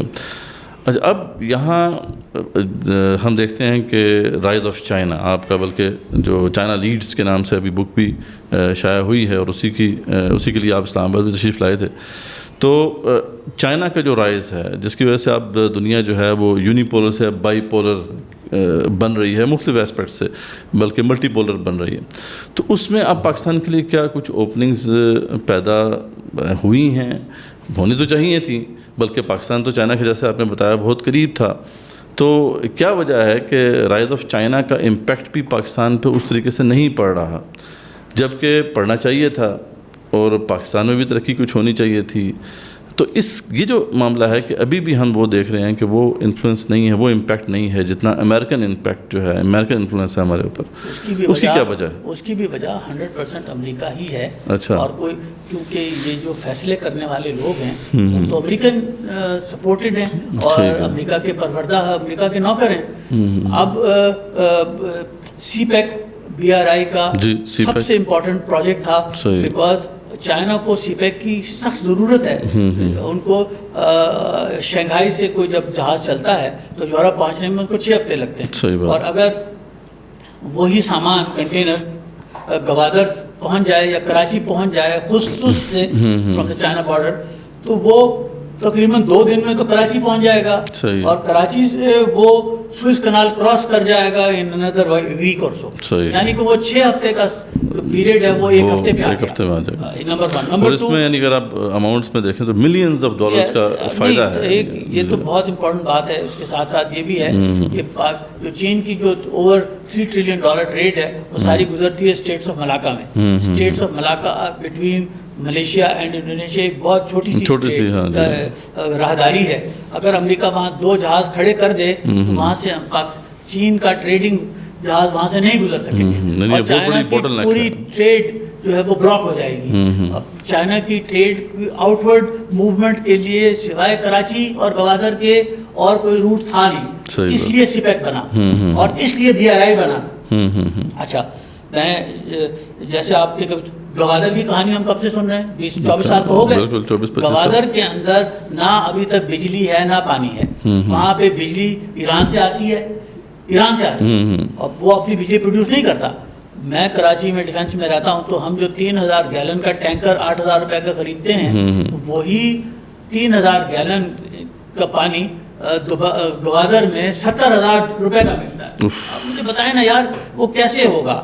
اب وہاں پر کوئی آبادی, کوئی پراپر کر کے کوئی سوسائٹیز نہیں بنی, کوئی وہاں پر ہاؤسنگ پروجیکٹس نہیں بنے. ہم نے کیا کہا کہ اب انڈس ہاسپٹل نے گوادر کے اندر انڈس ہاسپٹل بنایا ہے جو فنکشن کرنا شروع کر دیا ہے اس نے, مگر there are no proper schools, no middle schools, no primary schools, کوئی لڑکیوں کی کچھ نہیں ہے. تو یہ گوادر کی بکواس تو کتنے سالوں سے ہو رہی ہے نا. اچھا, گوادر کو نہ مین لائن ریلوے سے کنیکٹ کیا گیا ہے, نہ نیشنل ہائی وے سسٹم سے کنیکٹ کیا گیا ہے, کیونکہ میری قوم کے اس وقت جو لیڈران قوم ہے جو کہ امریکہ کے پروردہ ہے وہ یہ نہیں چاہتے, وہ چاہتے ہی نہیں. وہ چین کو یہ بات پتہ تھی, تو چین نے ویسے ہی ڈیپ واٹر پورٹ کراچی میں ڈیولپ کر لیا. کراچی کے اندر جو ساؤتھ ایشیا پیسیفک ٹرمینل ہے is a deep water port. اچھا اچھا. کراچی کا جو پورٹ ہے it's not a deep water port, it is only 11 meter to 15 meter. انہوں نے 11 میٹر 14 میٹر جو یہ ساؤتھ ایشیا پیسیفک ٹرمینل بنا ہے یہ 15 میٹر ہے, اس میں ایک چھوٹا سا پورشن ہے, اگر اس کو ڈریج کر دے تو یہ 18 میٹر ہو جاتا ہے. اچھا, چین کو یہ بات پتہ تھی کہ پاکستان اور پاکستانی لیڈر کیونکہ غدار ہیں تو یہ بنانے نہیں دیں گے, مگر کراچی کو تباہ نہیں کر سکتے. کراچی کو تباہ تو کرتے ہیں مگر کراچی کو وہ نہیں کر سکتے جو وہ گوادر کے ساتھ کریں. تو انہوں نے کراچی میں یہ کہہ کے یہ پورٹ بنایا, اور کراچی پورٹ ٹرسٹ نے یہ بنوایا چائنا ہاربر سے, اور وہ فنکشنل پورٹ ہے. ٹھیک ہے. اچھا, تو انہوں نے چائنا نے تو اپنا کام کر لیا تھا. ML1 کا جو پروجیکٹ تھا یہ پچھلے کوئی 8-9 سال سے تو ڈسکس ہو رہا ہے. کیا تم بکواس کرتے ہو, اٹس اونلی اباؤٹ 1100 مائل کوریڈور کا, اس سے کہیں زیادہ تو وہ تقریباً ہر سال بنا لیتے ہیں. اور یہاں پہ ان کی یہ بکواسی سیٹل نہیں ہو پا رہی, کیا کریں, یہ کریں, وہ کریں, کریں نہ کریں, وہ ہر دفعہ اس کے اندر کوئی مین میخیں نکالتے ہیں.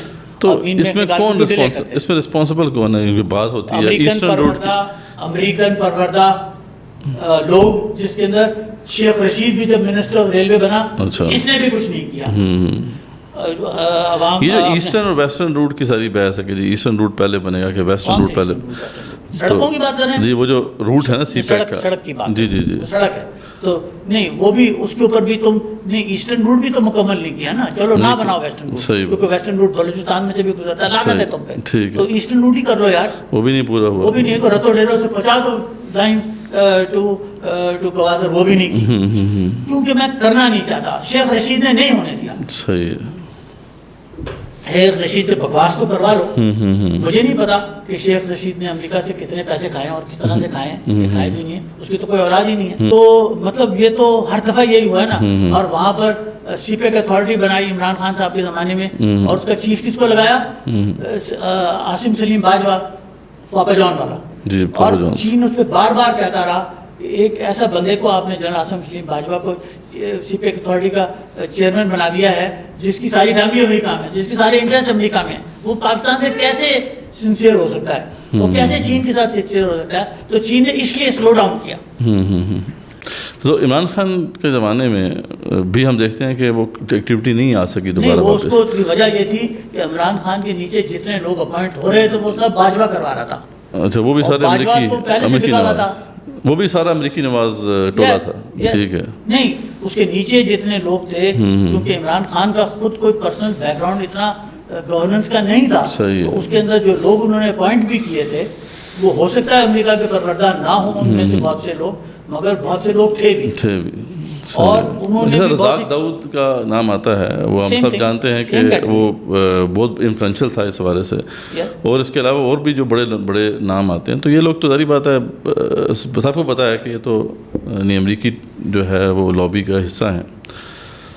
تو اس کا اب یہاں تک جو معاملہ ہے, چائنا نے کیا انفلوئنس کرنے کی کوشش کی, کیا چائنا اس سارے انفلوئنس کو کاؤنٹر کرنے کے لیے بھی کوئی اسٹریٹجی رکھتا ہے, یا چائنا کی اپروچ پیسو ہی ہے جیسے کہ ہم دیکھتے ہیں؟ نہیں, چائنا کا اپروچ یہ ہے کہ چائنا کبھی کسی کو ڈائریکٹلی کسی سے لڑتا نہیں ہے. ٹھیک ہے. چائنا تھکا دیتا ہے. میں نے کل اس نے تبت کو انڈیا سے بغیر لڑے واپس لیا. اس نے چائنیز ٹرکستان, رشین ٹرکستان کو سوویت یونین سے بغیر لڑے واپس لے لیا. صحیح بات ہے. وہ تائیوان کے ساتھ بھی نہیں لڑ رہا.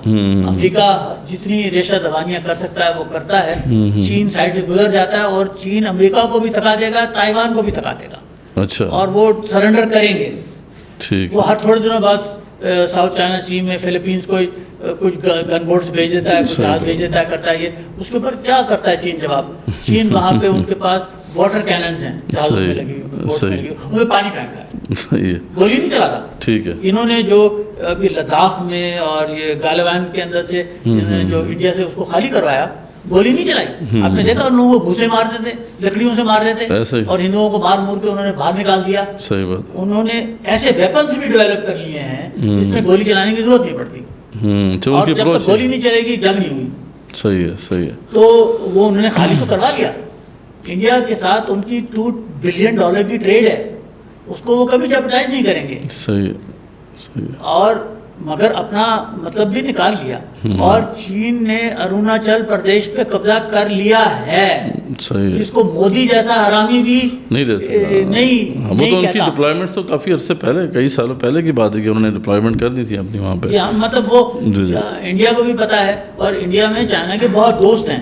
جو لوگ $2 بلین کی ٹریڈ کرتے ہیں وہ دوست ہیں نا. ایسے ہی ایسے ہی. اور وہ انشور کرتے ہیں کہ انڈیا کے جو پالیٹیشین ہیں وہ بک بک نہ کریں.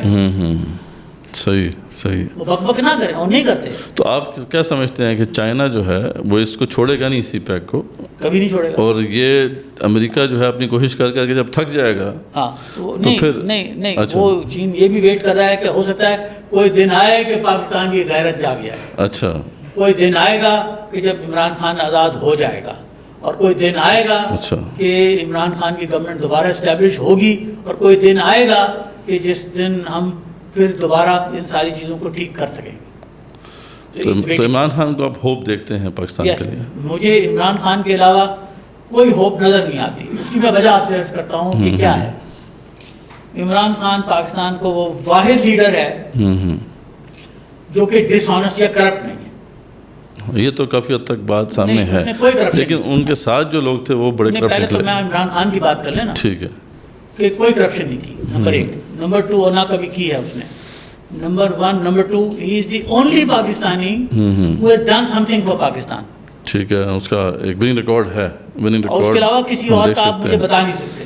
ٹھیک ہے. Number 3 he is the only leader of Pakistan, in fact the only leader of the Muslim world which can stand up and say things to Israel which nobody else can. اس نے جو Islamic phobia کے بارے میں United nation میں تقریر کی، اس سے پہلے پچھلے 70 سال میں کسی نے نہیں کی، نہ کرے گا. اس نے جو یہاں پہ اسلامک کانفرنس کی تھی اسلام آباد میں، اس میں جو اس نے تقریر کی ویسی تقریر، اور وہ ہی بلیوڈ دیٹ، وہ بھی آج تک کبھی کسی اور نے نہیں کی.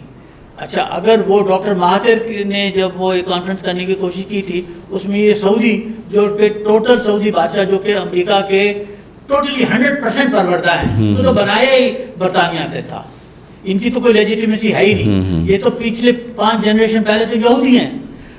محمد بن سلمان کی تو ساری برنگنگ، اور اس نے تو دودھ پیا ہے یہودت کا. صحیح بات. تو مطلب میں معافی چاہتا ہوں، مجھے اس بات پہ اس کا ڈر نہیں ہے. میں نے 2 حج بھی کر لیے ہیں اور کوئی 20-25 عمرے بھی کر لیے ہیں. نہیں ویزا دیتے، لعنت ہے تم پہ، مجھے نہیں چاہیے. اللہ تعالیٰ کیا ہوگا زیادہ سے زیادہ، مجھے شہید کرو گے کر دو، میں تو شہید ہو کر اور بھی خوش ہوں نا. صحیح بات. تو میں اس لیے آپ کے سامنے یہ بات کھل کے کہہ دیتا ہوں، اور مجھے کوئی فرق نہیں پڑتا. یہ لوگ ہیں، یہ عالم مسلمان کیسے ترقی کر سکتا ہے. ملیشیا میں بھی انہوں نے یہی کر کے ڈاکٹر مہاتر محمد کو نکلوایا تھا، جارج سوروس کو پھٹا کر کے. مہاتر محمد، میری ان سے 5-6 ملاقاتیں ہیں. is a very different kind of a person. وہ جیت کے واپس آ گئے at the age of 91 or so. He again became the prime minister. اگر آج بھی مہاتر کھڑے ہو جائیں پھر بن جائیں گے. صحیح. نجیب جو ہے، نجیب انہی کا تو وائس پریمیئر تھا. بالکل ایسے انہی کے وائس پریزیڈنٹ. چلے اس پہ ہم بات کرتے ہیں. سوائے ملیشیا اور ایران، میں آپ سے کھل کے بات کہتا ہوں. میں ابھی اب کتاب لکھنے والا ہوں اور اس پہ کام بھی شروع کر دیا ہے. اس کتاب کا نام، ٹائٹل میں نے رکھا ہے Iran the leader of the Muslim world. Iran کے اندر جو کام میرا، ایران کچھ دفعہ جانا ہوا ہے، وہ تو پاکستان سے کوئی 70 سال آگے ہے کم سے کم. نہیں وہ تو بہت آگے ہیں، بہت آگے چلے گئے. اچھا، اور ایران نے یہ سب کچھ کیا entirely on their own against all American interferences and sanctions. किया है ना? बेशक किया है, बेशक किया है. यानी उनके पास एक विल नज़र आती है, एक नेशनल विल है to do something for the nation. तो वो तो बड़ा वाज़े नज़र आता है. और उन्होंने एस्टैब्लिश किया अपने आप को over the period of time. सबसे बड़ी बात है कि उसने अमेरिका को घुसने नहीं दिया. चीन भी अमेरिका को घुसने नहीं देता. बेशक. उनका गूगल भी नहीं चलता, व्हाट्सएप भी नहीं चलता. उन्होंने वीचैट अपना बनाया. सही. उन्होंने एआई टूल भी अपने बनाए. सही बात. उन्होंने कहा हमने अमेरिका की किसी चीज को घुसने नहीं देना. हम आईफोन बना देंगे तुम्हें दे देंगे. सही. तुम जानो तुम्हारा काम जाने. इस तरफ आते हैं. चाइना का हमने बात कर ली. इंडिया के ऊपर भी आपने किताब भी लिखी है, India in apartheid state. India जैसा कि नज़र आता है कि जी it's a miracle of democracy और बड़ा कुछ जो है उसकी जो ख़ास तौर पे मीडिया जो मतलब मीडिया के अंदर उसकी एक कवरेज है या उसकी एक स्टैंडिंग है, वो तो बड़ी एक अच्छी दिखाई देती है कि एक बड़ी ज़बरदस्त प्रोग्रेसिव स्टेट है. लेकिन एक्चुअली हम जानते हैं कि और ख़ास तौर पे मोदी के आने के बाद तो ये वाज़ेह हो गया कि ये कोई डेमोक्रेसी नहीं है और कोई जो है सेकुलरिज्म नहीं है, बल्कि ये तो एक बाकायदा हिंदुत्व और उसी के तहत जो है सारी की सारी स्ट्रगल चल रही है. इसके नतीजे में फिर वहाँ पे क्या क्या मसाइल पैदा हो रहे हैं और ये आने वाले वक्तों में इंडिया के लिए, हिंदुस्तान के लिए क्या फ्यूचर आप देखते हैं कि वहाँ पे क्या कुछ होने वाला है? क्योंकि आपने इस पर क्योंकि किताब भी लिखी और काफ़ी डीप एनालिसिस था आपका उस वक्त भी कि इस वक्त वहाँ पे जो उस वक्त हालात है, अब तो हालात और ज़्यादा ख़राब हो चुके हैं. ये 2018 में आपने बुक लिखी थी, मेरे ख्याल में पब्लिश हुई थी, और अब तो हम देखते हैं कि और हालात जो हैं बहुत ख़राब हो चुके हैं. तो इस पर थोड़ी सी रोशनी डालिए कि क्या स्टेट है वहाँ पे इस वक्त. India basically is a Brahmanic state, ब्राह्मणों की स्टेट है. ठीक है. और ब्राह्मणिक कंट्रोल ही है. वो एक ऐसा मुल्क है जिसमें 80% लोगों को ज़िंदा रहने तक का भी की इजाज़त नहीं है, उनका हक नहीं है. ये 80% लोग कौन हैं? ये मुसलमान हैं, दलित हैं, शूद्र हैं, हरिजन हैं, आदिवासी हैं, ये सारे मुख्तलिफ, सिख भी हैं, इसमें क्रिश्चियन भी हैं, पारसी भी हैं, जैन भी हैं और गैर मज़हब के लोग भी हैं, ला मज़हब के लोग भी हैं. ये को तो 80-85% तो ये बनते हैं. इनको कोई वहाँ रहने का हक नहीं है. और इनके साथ पिछले 75 साल में जितने मज़ालिम हुए हैं मैंने वो बहुत हद तक डॉक्यूमेंट किए हैं. हिंदुस्तान की कॉन्स्टिट्यूशन इस बात की इजाज़त देती है कि इनको आज़ादी होनी चाहिए, मगर ऐसा नहीं हुआ है और ना होगा, ना कभी होगा. मेरी अपनी थिंकिंग और मैं देख भी रहा हूँ और आप लोग भी देख रहे हैं कि हिंदुस्तान अगले 4-5 साल में टूट जाएगा. अच्छा, 4-5 साल में टूट जाएगा? हाँ, अगले 4-5 साल में टूट जाएगा. जिस तरीके से वहाँ पे मणिपुर में इस वक्त हिंदुस्तान में 11 आज़ादी की तहरीकें चल रही हैं. 11 जो नॉर्थ ईस्टर्न स्टेट्स कहलाती हैं नीफा की, बिल्कुल, जिसमें मणिपुर और हिमाचल प्रदेश और ये सारी जो है बिल्कुल इन सख्त में लड़ाई पूरे जोरों पे है. नागालैंड, मिजोरम, ये है, खालिस्तान है, ये सारी कश्मीर की आज़ादी की जंगें हैं. तो ये को 11 तो वहाँ पे सेसेशनिस्ट मूवमेंट चल रही हैं. और क्योंकि अमेरिका इंडिया के खिलाफ नहीं है, वो तो उनके स्ट्रेटेजिक एला है. और चीन नहीं, क्योंकि अमेरिका का ख्याल है कि वो इंडिया को चीन के खिलाफ इस्तेमाल कर लेगा, जो कभी नहीं होगा. क्योंकि चीन हिंदू भी बनिया भी बहुत तगड़ा होता है. मुझे पता है कि मेरे $2 बिलियन का इंटरेस्ट है, तो मैं उसके लिए चीन से लड़ने को तैयार नहीं. ठोकर मारेगा उसको वो नहीं, वो करता रहेगा, सुनता रहेगा, पैसे लेता रहेगा, बट वो करेगा कुछ नहीं. और ये अब अमेरिका को भी इस बात का काफ़ी हद तक एहसास है. तो मैं ये समझता हूँ कि इन सारी चीज़ों ने एक दिन रंग लाना है. सही. वहाँ पर हिंदुस्तान में मुसलमानों की तादाद पाकिस्तान से ज़्यादा है. बेशक. और ये सारे हिंदुस्तान में फैले हुए हैं और उनके साथ बेइंतहा जुल्म होता है, मगर उसके बावजूद हिंदुस्तानी मुसलमान हथियार फेंकने को तैयार नहीं है. सही. पाकिस्तान तो बनाया ही था यूपी के मुसलमानों ने. ऐसे ही.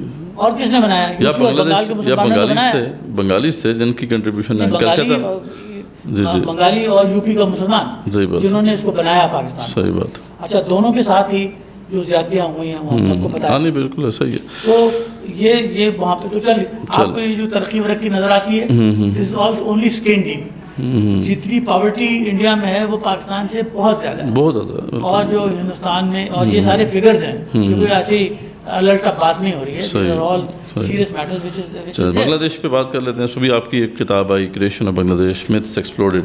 اس میں آپ نے یہ واضح کیا کہ یہ جو ایک میتھ کریٹ کیا گیا تھا اور جس میں خاص طور پہ انڈیا کا بہت بڑا ہاتھ تھا, ایک پروپیگنڈا تھا کہ جی پاکستانی جو آرمی ہے اس نے پتہ نہیں کتنے جو ہے بنگالیوں کا قتل عام کیا اور کتنی ہی عورتوں کی عصمت دری کی, اور یہ سارے الزامات جو لگتے تھے. تو آپ کی تو یہ بڑی زبردست کتاب آئی, اس کو ایوارڈز بھی ملے اور آپ نے کافی جگہوں پہ اس کی پریزنٹیشن دی. تو اب آپ دیکھتے ہیں کہ یہ چیزیں سامنے آ رہی ہیں. بنگلہ دیش میں جو تبدیلی آئی ہے اس پہ بھی تھوڑی سی بات ضرور کیجیے. اور وہاں پہ اب تو کھلا سر عام وہ بات کر رہے ہیں کہ ہمیں پاکستان سے ریلیشنز دوبارہ سے بحال کرنے چاہیے. وہاں پہ جناح کے حوالے سے ابھی پچھلے دنوں تقریب ہوئی, بلکہ نیوکلیر ٹریٹی کی بات ہو رہی ہے کہ پاکستان کو, بنگلہ دیش کو پاکستان کے ساتھ ایک نیوکلیر ٹریٹی کرنی چاہیے. تو یہ ساری چیزیں جو ہیں, اس کا مطلب ہے کہ وہاں یہ انفارمیشن چاہے وہ آپ کے توسط سے پہنچی یا اور کہیں سے پہنچی, وہاں کے عوام تک یہ بات پہنچی ہے کسی طریقے سے کہ ایسی بات نہیں ہے. پاکستان نے ہمارے ساتھ وہ ظلم نہیں کیا جو کہ عام طور پہ جو ہے جس کو بتایا جاتا ہے. تو اس پہ آپ کیا کہتے ہیں؟ دیکھیے, میں نے جو پہلے کتاب کا نام رکھا تھا وہ یہ رکھا تھا بنگلہ دیش دی ایلیجٹمیٹ پروجنی آف انڈیا. ٹھیک ہے.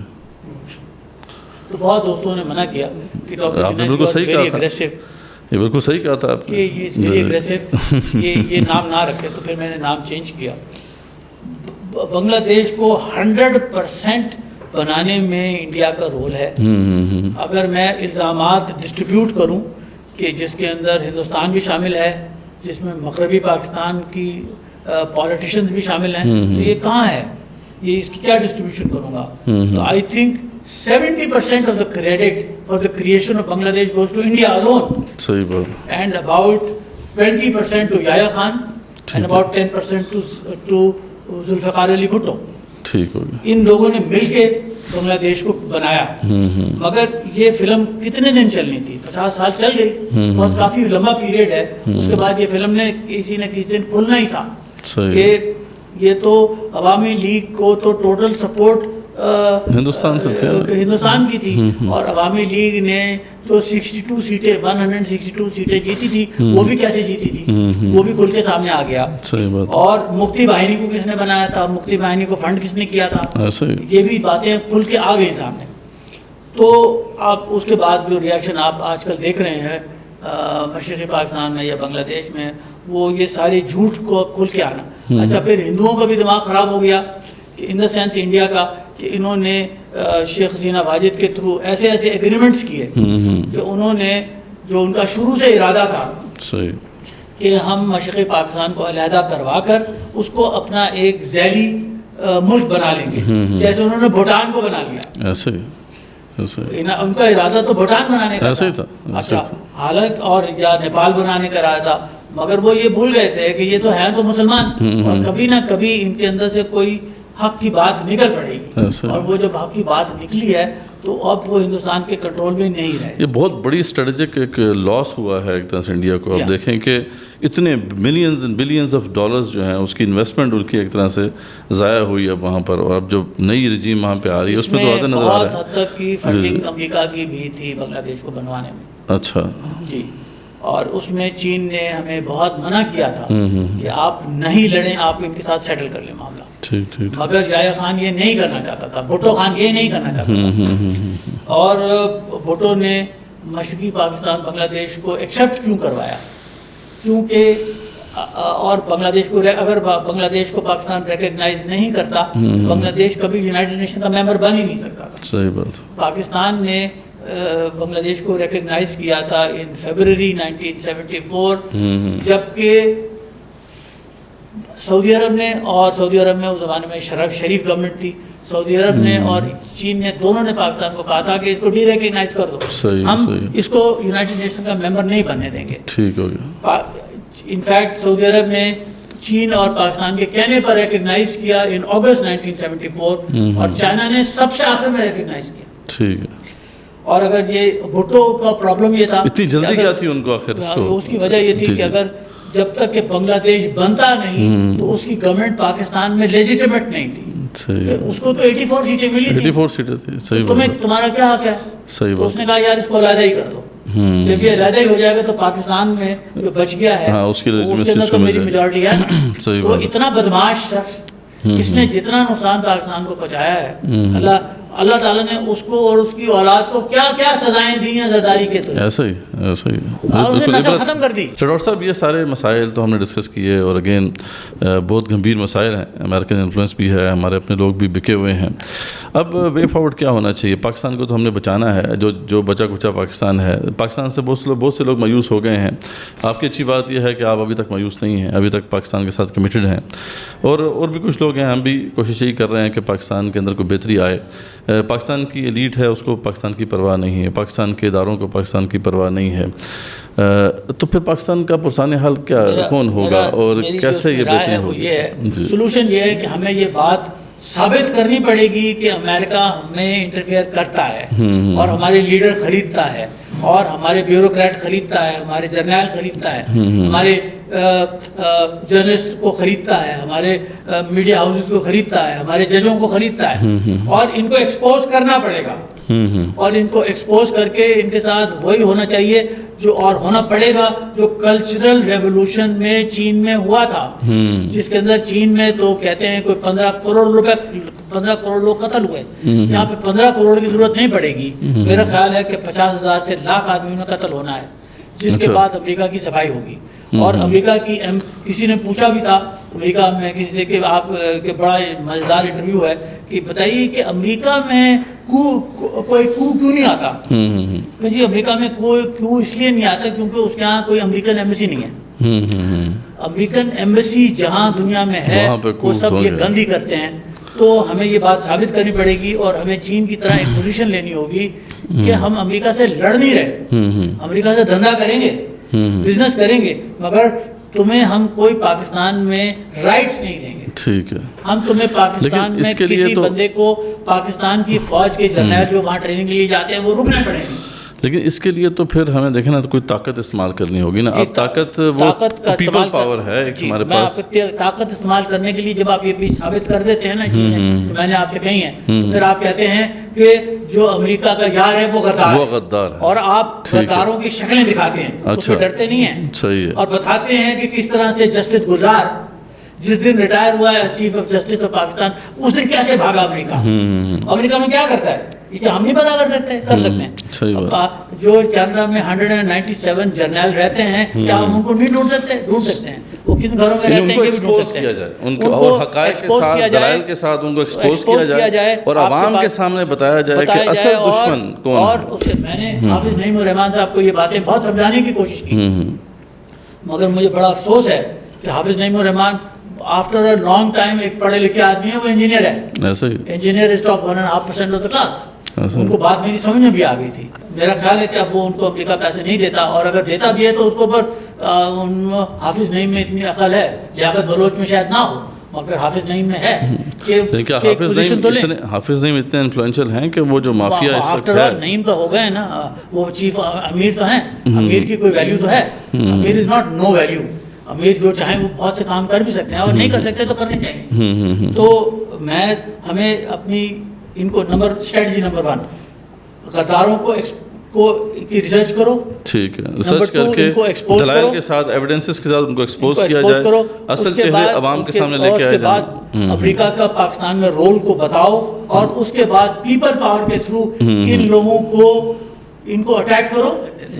تو جب تک کہ یہ گندے انڈے اور یہ بیروپیے اور یہ غدار ہمارے پاس سے ہٹیں گے نہیں, یہی ہوتا رہے گا. یہ تو کلیئر ہو گیا. اب دوسرا جو ہے, جیسے آپ نے ملٹیپل سیکٹرز میں کام کیا, آپ نے ایگریکلچر میں کام کیا, آپ نے جو ہے ہیلتھ سیکٹر میں کام کیا, مینوفیکچرنگ میں کام کیا, تو ہم دیکھتے ہیں کہ بہت بڑا پوٹینشیل ہے چائنا کا. اب جیسے ہم کل بھی بات کر رہے تھے آپ کے اس سیشن میں کہ 700 بلین پلس جو ہے خالی نان انرجی امپورٹس ہیں چائنا کی.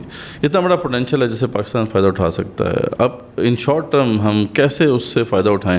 یہ تو کرنا ہے کام, یہ پروجیکٹ تو بڑا پروجیکٹ ہے جو آپ بتا رہے ہیں, اس کو ایکسپوز کیا جائے گا, اس کے حوالے سے پبلک اویئرنیس دی جائے گی, اور اس میں ٹائم لگے گا. لیکن ان شارٹ ٹرم ہم کیا کر سکتے ہیں کہ کچھ اس سے ہمیں فائدہ مل جائے, ریلیف مل جائے پاکستان کو, کیونکہ پاکستان تو اس وقت بیساکھیوں پر ہے. اس وقت تو ہمارے فورن ریزرو جو ہیں 12-13 پہلے 7 بلین پر تھے, اب 12-13 بلین پر آئے ہیں مشکل سے, لیکن حالات بہت خراب ہیں, بہت بری ہے. 12-13 بلین پہ بھی آئے ہیں, وہ بھی مانگے تانگے کے ہیں جی, وہ باہر سے پیسے لیے ہوئے ہیں اس میں بھی.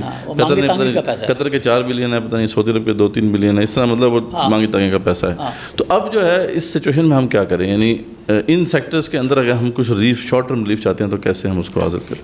دیکھیے میرے خیال میں پاکستان کے اندر جو امیڈیٹلی کوئی کام ہو سکتا ہے, جو اگلے 6 مہینے سال بھر کے اندر جو کام ہو سکتا ہے, 1.5 سال میں کام ہو سکتا ہے, and it is very simple to do, is to revive Pakistan agriculture. اس کے اندر آپ کو حکومت پاکستان کی ڈائریکٹلی ہر وقت ضرورت نہیں ہے. ٹھیک ہے, میں آپ کی خدمت میں چند چیزیں پیش کرتا ہوں, اس سے آپ کو اندازہ ہو جائے گا. پاکستان جو ہے اس وقت dollar saved is also dollar earned. Pakistan تقریباً $4 بلین کا خوردنی تیل امپورٹ کرتا ہے, اور اگر پاکستان کے اندر سرسوں تو ہوتی ہے نا, اور کتنی ہوتی ہے, بہت ہے. اگر آپ سرسوں کیا ہے, سرسوں کے تیل کو کیا آپ مسٹرڈ آئل بھی کہتے ہیں اور کینولا بھی کہتے ہیں. آپ اس کا نام کوئی لمبا سا مختلف رکھ دو تو وہ چیز مختلف تو نہیں ہو جاتی نا, وہ تو چیز کینولا پاکستان میں ہوتا ہے. آپ سرسوں اگوا دیجئے, اور سرسوں سے آپ نے جو تیل بنا, آپ canola alone can generate enough oil for you کہ آپ کی یہ $3 بلین کی ایڈ کی امپورٹ جو ہے بچ جائے گی. اگر آپ اسی چیز کو امیڈیٹلی کیا جا سکتا ہے, اور یہ تو 6 مہینے کی مار ہے نا, یہ تو سرسوں تو 6 مہینے میں ہو جاتی ہے. صحیح بات, 3-4 مہینے میں ہو جاتی ہے. فصل کتنے مہینے کی آپ کریں اس کو. نمبر 2 ایلیمنٹ از پاکستان کے اندر wheat crop. Pakistan can and has actually gone ahead in a year to produce 30 million tons. ہم تو 25-26 پہ رکے ہوتے ہیں. جو آپ 30 ملین ٹنز کرتے ہیں تو ویٹ کو اگائیے, اور اس ویٹ کے اوپر no support price for anybody at the international price, اس ویٹ کو ایکسپورٹ کیجیے. اب ویٹ کو ایکسپورٹ کیوں کرے؟ پاکستان میں 1400 سے زیادہ تو فلاور ملز ہیں. فلاور, اس کو فلاور بنائیے اور فلاور کو ایکسپورٹ کیجیے, اور آپ شیر مال بنائیے, پراٹھے بنائیے, ان کو ایکسپورٹ کریں. سوئیاں ورمیسلی بنائیے, اس کو ایکسپورٹ کریں. اس کو بسکٹ بنائیے, اس کو ایکسپورٹ کریں. I am currently doing a study. Pakistan is exported something like about 20 billion rupees worth of wheat-based products last year. اچھا, صرف لاسٹ ایئر, جس کے اندر سے یار میجورٹی تو میں حیران رہ گیا ہوں. 12 بلین روپے, 12 ارب روپے کے تو پراٹھے چلے گئے. اچھا ٹھیک ہے. آپ اسی 12 بلین کو آپ 120 بلین بھی کر سکتے ہیں, جہاں سے پراٹھے بھی جا سکتے ہیں, ورمیسلی بھی جا سکتی ہیں, بسکٹس بھی جا سکتے ہیں, اور پروڈکٹس بھی جا سکتی ہیں. آپ کریے, یہ پاکستان کے پاس ساری ٹیکنالوجی اویلیبل ہے, آپ کو کسی سے کچھ نہیں لینا. صحیح بات. تو میں نے آپ کی خدمت میں 2 میجر چیزیں کہیں, آپ یہ کروا لیں, آپ نے ایک بہت بڑا مسئلہ پاکستان کا سارٹ آؤٹ کیا. I am a part of very close associated. Pakistan کے اندر یہ جتنے چیمبر ہیں اور جتنی federation of Pakistan chamber of commerce ہے, یہ سب فضول ادارے ہیں. اس کے اندر جو لوگ پریزیڈنٹ بنتے ہیں وہ صرف اپنی تصویروں کے لیے بنتے ہیں, اور ان کا مقصد صرف یہ ہوتا ہے کہ وہ پرائم منسٹر کے ساتھ کہیں چلے جائیں یا کچھ ہو جائے, یہ دھیرے کا کام نہیں کرتے. The only organization which has done anything seriously is the Pakistan Business Council, which is a $1 billion club. In order to become a member of the Pakistan Business Council, آپ نے کم سے کم آپ کی 1 بلین کی سیل ہونی چاہیے. تو اس کے اندر جیسے کراچی چیمبر ہے, which is Pakistan's biggest chamber, اس کے 18,000 ممبر ہیں. 18,000 ممبر سے میجورٹی تو سگریٹ بیڑی پان بیچنے والے ہیں. تو چھوٹے چھوٹے سے اسلام آباد چیمبر کے کون ممبر ہے؟ سائیکل پنچر والے, یہ جو ہے نہیں ڈی واٹسن تو پھر بھی بڑی ہے, یہ جو ہے آپ کے میرج ہال والے, اس قسم کے لوگ تو اس کے چیئر اس کے ممبر ہوتے ہیں. تو کیا کریں گے؟ تو پاکستان بزنس کاؤنسل اور نے ایک ایگریکلچرل کولیشن پروگرام بنایا ہے. ان کی رپورٹ آج کل چھپ رہی ہے, کل پرسوں ترسوں میں آ جائے گی, میں آپ سے شیئر بھی کرتا ہوں. بہت ضروری ہے, پڑھیے. اس کے اندر وہ ڈیٹیل بتاتے ہیں, اور میں بھی آج کل پاکستان فلاور مل ایسوسیشن کے ساتھ کام کر رہا ہوں کہ ان کو ہم انوالو کر کے پاکستان کی ویٹ پروڈکشن کو بڑھائیں. میں نے آپ کی صرف ایک ہی بات کی ہے, جس کے اندر آپ پاکستان کی ایکسپورٹ, اس کے ڈیری اور میٹ کے والے سے بھی آپ نے ذکر کیا تھا کہ پاکستان کے اندر there is tremendous potential. Pakistan is the 4th or the 5th largest producer of milk. اس کے اندر 60% دودھ میرے ملک میں ضائع ہوتا ہے, کیونکہ میرے ملک میں ان کے کولڈ اسٹوریجز نہیں ہیں اور سپلائی چین کا سسٹم نہیں ہے. اچھا, میں آپ کو اس کی ترکیب بتاتا ہوں کہ کیسے ٹھیک ہوگا. پاکستان کے اندر کوئی 8-10 بڑی کمپنیاں تو ہیں نا جو دودھ کی کام کرتی ہیں. اینگرو کی یہ ہے, آلپر ہے, اسی طرح سے شکر گنج ہے, 8-10 کمپنیاں ہیں نا. اچھا, آپ اس کے اندر یہ کام کیوں نہیں کرتے کہ یو اے ای کو بھی دودھ چاہیے, سعودی عرب کو بھی چاہیے, قطر کو بھی چاہیے, عمان کو بھی چاہیے. بھائی تمہیں اپنے فارم نہ بناؤ, تم آؤ, تم اینگرو فوڈس کے اندر انویسٹمنٹ کرو. اینگرو فوڈ اس وقت مثلاً 100 ملین لیٹرز بناتا ہے. You want it to make 200 million. آپ اینگرو میں انویسٹمنٹ کر لیجیے, اینگرو فوڈ میں انویسٹمنٹ کر لیجیے, اور اینگرو کو کہیے کہ اپنی کیپیسٹی کو ڈبل کر لو. اور وہ کر سکتے ہیں. اس میں کوئی اربا نہیں آیا, صرف ارب پیسہ آیا ہے. اور اینگرو نے اپنی پروڈکشن ڈبل کر لی, شکر گنج نے اپنی پروڈکشن ڈبل کر لی. اتھل میں منڈی لگتی ہے ایوری فرائیڈے, جس کے اندر تقریباً 10,000 اونٹ بکتے ہیں ہر جمعے کو. میں نے پوچھا یار یہ اتنے سارے اونٹوں کو کر کیا رہے ہیں؟ کہیں گے جی ہم اونٹوں کو تو ایکسپورٹ کر دیتے ہیں آن دا ہوف ٹو دا مڈل ایسٹ. اچھا, پھر ہم نے یہ بات آج سے 3-4 سال پرانی بات ہے, تو میں نے ایک صاحب سے کہا کہ اس کی تو وہ بھی نہیں لگاتے, سلاٹر ہاؤس لگاؤ. تو انہوں نے سلاٹر ہاؤس لگایا. Pakistan has become the second largest exporter of camel meat. You can become the world's largest. اچھا, کیمل ایک ایسا جانور ہے دنیا کی ہر چیز کھاتا ہے. اچھا, کیا سسٹم ہے؟ میرے پاس ریوڑ ہے اونٹوں کا, تو میں ایک گلا باندھ رکھ لیتا ہوں جو 100 اونٹوں کو چرا لیتا ہے. وہ کیا کرتا ہے, وہ 100 اونٹ لے کے نکل جا, چھوڑ دو ان کو. اچھا, اونٹ جو ہے ہر قسم کی جھاڑی کھاتا ہے, بڑے بڑے کانٹوں والی جھاڑی بھی کھا لیتا ہے, اس کو ہضم بھی کر لیتا ہے. سارا دن پھر بھرا کے کچھ نہ کچھ کھا کے وہ شام کو خود ہی آ جائے گا گھر. آسان ہے سب سے اس کو. اچھا, اس کو ہینڈل کرنا بھی ہے. اس کو گائے جیسے پرابلمس نہیں ہے, اس کو بکری جیسے پرابلم بھی نہیں ہے. مضبوط جانور ہے. ہاں, اور آپ اس کو ذبح کیجیے, ایکسپورٹ کر دیجیے, اس کا دودھ بھی ایک نکالیے, اس کو ایکسپورٹ کر دیجیے. کیوں نہیں کر سکتے؟ بٹ میں وہی آپ سے بات کہہ رہا ہوں کہ اس کو کرنے کے لیے لوگ چاہیے. میں نے گیو اپ کر دیا تھا on government of Pakistan many years ago. اچھا, اور مجھے گورنمنٹ آف پاکستان کے ساتھ کنسلٹنگ کرتے ہوئے سخت چڑ آتی ہے, یا پروونشل گورنمنٹس کے ساتھ. میں کام کرتا ہوں پرائیویٹ سیکٹر کے ساتھ, اور پرائیویٹ سیکٹر کو جو پروجیکٹ سمجھا دو سمجھ میں بھی آ جاتا ہے, اس میں لاجک کو تو کر بھی لیتے ہیں. آپ نے ایک بات اور امپورٹنٹ کہی تھی, پاکستان کی بہت سی پرائیویٹ سیکٹر کمپنیاں ہیں which are world class. Engro کا پورا group is absolutely world class. تبا کا پورا group is absolutely world class. جی, میں وہی آپ سے جو عرض کر رہا تھا کہ ہماری گورنمنٹ, اگر ہم گورنمنٹس ہماری جو ہے وہ کیپیبل نہیں ہیں, لیکن ہمارا پرائیویٹ سیکٹر تو ایسا کیپیبلٹی رکھتا ہے, تو وہ کیوں نہیں اس پوٹینشیل سے فائدہ اٹھا رہا ہے؟ اس کو چاہیے کہ وہ اپنے آپ کو ڈیولپ کرے, فردر ڈیولپ کرے. وہ کرتے ہیں, وہ کرتے ہیں. ان کو پرابلم یہ ہوتا ہے کہ جب بینک کا لون آپ کو مل رہا ہے 23% کے اوپر, آپ کیسے کوئی بزنس کر سکتے ہیں؟ فائنینسنگ کا مسئلہ ہے. It's not only financing. There are 34 agencies of the government of Pakistan and the federal provincial governments who take rishwat from you on an annual, half yearly, quarterly, monthly, weekly اور daily basis. اللہ اکبر. 34 agencies. اس کی میں نے detail study کی ہے, اور یہ حرامی محکمے بیٹھو یہی کرتے ہیں, اور کوئی کام نہیں ان کا. نہیں, FBR اور FBR کے ذیلی محکمے, یہ سب جو بات میں کر رہا ہوں کہ یہ ان کو بھی ایکسپوز کر کے ان کو بھی ٹھکانے لگانا پڑے گا. صحیح. بس 2 اور چیزوں پہ ہم بات کرتے ہیں, پھر کنکلوڈ بھی کرتے ہیں. Minerals and mining and I T and A I. یہ منرل اینڈ مائننگ کا ایشو یہ ہے کہ یہ it's a provincial subject. Number 2, آپ کو بلوچستان کے اندر, because India has been interfering and American funded activity Balochistan میں کنٹینیوسلی چل رہی ہے, اور بیکاز پاکستان نے کبھی اس پرابلم کو ریکگنائز نہیں کیا. In order to solve a problem you have to first recognize it. آپ اس کو ریکگنائز کریں, ان لوگوں کے ایشوز کو سیٹل کریں. میں نے آپ کو بتایا کہ گوادر کو آپ نے بجلی نہیں دی, پانی نہیں دی, آرڈر نہیں دیا, تو گوادر کے لوگ آپ کا ساتھ کیوں دیں گے؟ صحیح بات. گیس کہاں سے نکلی تھی؟ سوئی سے.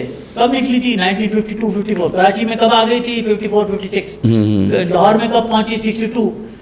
کوئٹہ میں کب پہنچی؟ 1987. لعنت ہے تم پہ. وائی کوئٹہ ان 1987؟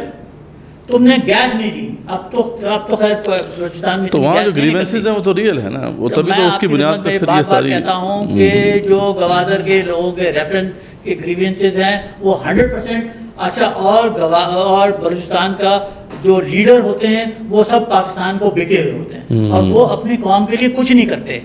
تو you have to be able to go to the normal, to the public, and you have to give them the required infrastructure facilities, required education and health facilities. You have to bring them into the national flow, جو نہیں کیا تو وہ جب تک نہیں ہوتا آپ کہتے ہیں کہ اس کے اندر ہم نہیں، وہاں بلوچستان میں نہیں ہو سکتا، بٹ کے پی میں ہو سکتا ہے. کے پی میں بھی بے انتہا پوٹینشیل ہے، اور کے پی میں ہو سکتا ہے. اور کے پی میں لوکل کو ہمیں انوالو کرنا پڑے گا، اور اس کے تھرو ہی ہوگا. اچھا. اور آئی ٹی اینڈ اے آئی پاکستان ابھی بہت پیچھے ہے، اور انڈیا 200 بلین سے زیادہ جو ہے کہ وہ ایکسپورٹ کرتا ہے، اور ہم جو ہے پتہ نہیں 1 بلین تک بھی، 1 to 2 بلین. ہاں ٹھیک، اب 3 ہو گیا. اچھا ٹھیک ہے. Nothing as compare to. اس کی بہت سی وجوہات ہیں. یہ کامران قصوری جیسے لوگ کراچی کے اندر وہ آئی ٹی کو پروموٹ کرتے ہیں، اس کو آئی ٹی کی اسپیلنگ نہیں پتہ. صحیح بات. تو میرا خیال یہ ہے کہ پاکستان کے اندر ہماری جتنی یونیورسٹیاں ہیں اور یہ جو تعلیم دیتی ہیں آئی ٹی کی، وہ کم سے کم 3-4 سال پرانی ہے. اس لیے ان کے بچوں کی کوئی کیپیسٹی ڈیولپمنٹ صحیح نہیں ہے، صحیح طریقے سے صحیح اسٹینڈرڈ پہ نہیں ہو رہی. ہمارے ایپٹیک کے بچے نکلتے ہیں، ہمارے ایپٹیک کے 39 سینٹرز ہیں. ایپٹیک کا کورس ہر سال بدلتا ہے، اگر ہر سال نہ بدلے تو ہر دوسرے سال تو ہر حالت میں بدلتا ہے.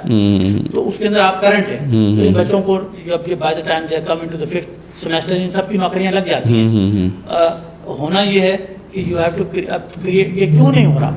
اس کی ایک بہت بڑی وجہ یہ ہے کہ پاکستان کا جو پیمنٹ سٹرکچر ہے وہ ٹھیک نہیں ہے. اس کے اندر اسٹیٹ بینک جیسے بدماش اور چور ادارے شامل ہوتے ہیں. صحیح بات. جو آپ کو پیسوں کو آنے میں یہاں کے فری لانسرز کو بیچارے باہر جا کے وہ اکاؤنٹس کھولنے پڑتے ہیں، یہاں وہ پیسہ آتا ہی نہیں ہے جو وہ ارن کرتے ہیں، اور بہت سے مسائل ہیں. These are problems created by the American agents in Pakistan. یہ جو پاکستان کا اسٹیٹ بینک کا گورنر ہے، اس کی 70 لاکھ روپے یا 65 لاکھ روپے تنخواہ ہے. یہ 2% کا بینکر ہے. اللہ اکبر. اس کو کیا ہے؟ اس کو ابھی انہوں نے میرے خیال ہے 4 یا 5 کروڑ روپے کا لون دیا ہے for renovation of his house. یار تم خدا کا واسطہ اتنی حرکتیں ہیں، اور اسٹیٹ بینک کی کیا پرفارمنس ہے؟ کوئی پرفارمنس نہیں ہے اس کی. چلیں جی، بہت چیزیں ہیں جو ڈسکس کرنے والی ہیں. اگین یہ وقت ہمارے پاس کم ہے. انشاءاللہ آپ سے پھر بھی جب بھی آپ کا دوبارہ چکر لگا اسلام آباد تو آپ کو پھر بھی ہم زحمت دیں گے انشاءاللہ. بہت سی چیزیں ڈسکس کی. ناظرین، جیسا کہ آپ نے دیکھا کہ ہم ان پوڈ کاسٹ میں آپ کے سامنے یہی واضح کرنا چاہتے ہیں کہ اصل پرابلمس ہیں کہاں. ڈاکٹر صاحب نے بڑے کلیئرلی اور بلنٹلی آپ کے سامنے انالیسس پیش کر دیا کہ اصل میں یہ سارے پرابلمز ہیں، ان کے پیچھے کیا ریزنز ہیں. ان ریزنز کو ہم نے آئیڈینٹیفائی کرنا ہے، ان کو ہم نے ایویڈنسز کے ساتھ لوگوں کے سامنے لے کے آنا ہے، حقائق کو سامنے لے کے آنا ہے، تاکہ یہ پتہ چل سکے کہ کلپریٹس کون ہیں. تبھی ہم یہاں سے ان کے کلچز سے باہر نکل سکتے ہیں، اور تبھی ہم پاکستان کے لیے کچھ بہتر کر سکتے ہیں. اگر آپ نے ابھی تک چینل سبسکرائب نہیں کیا تو پلیز کر لیجئے تاکہ آپ کو نوٹیفیکیشن ملتی رہے. نیکسٹ ایپیسوڈ تک کے لیے اجازت. السلام علیکم ورحمۃ اللہ وبرکاتہ.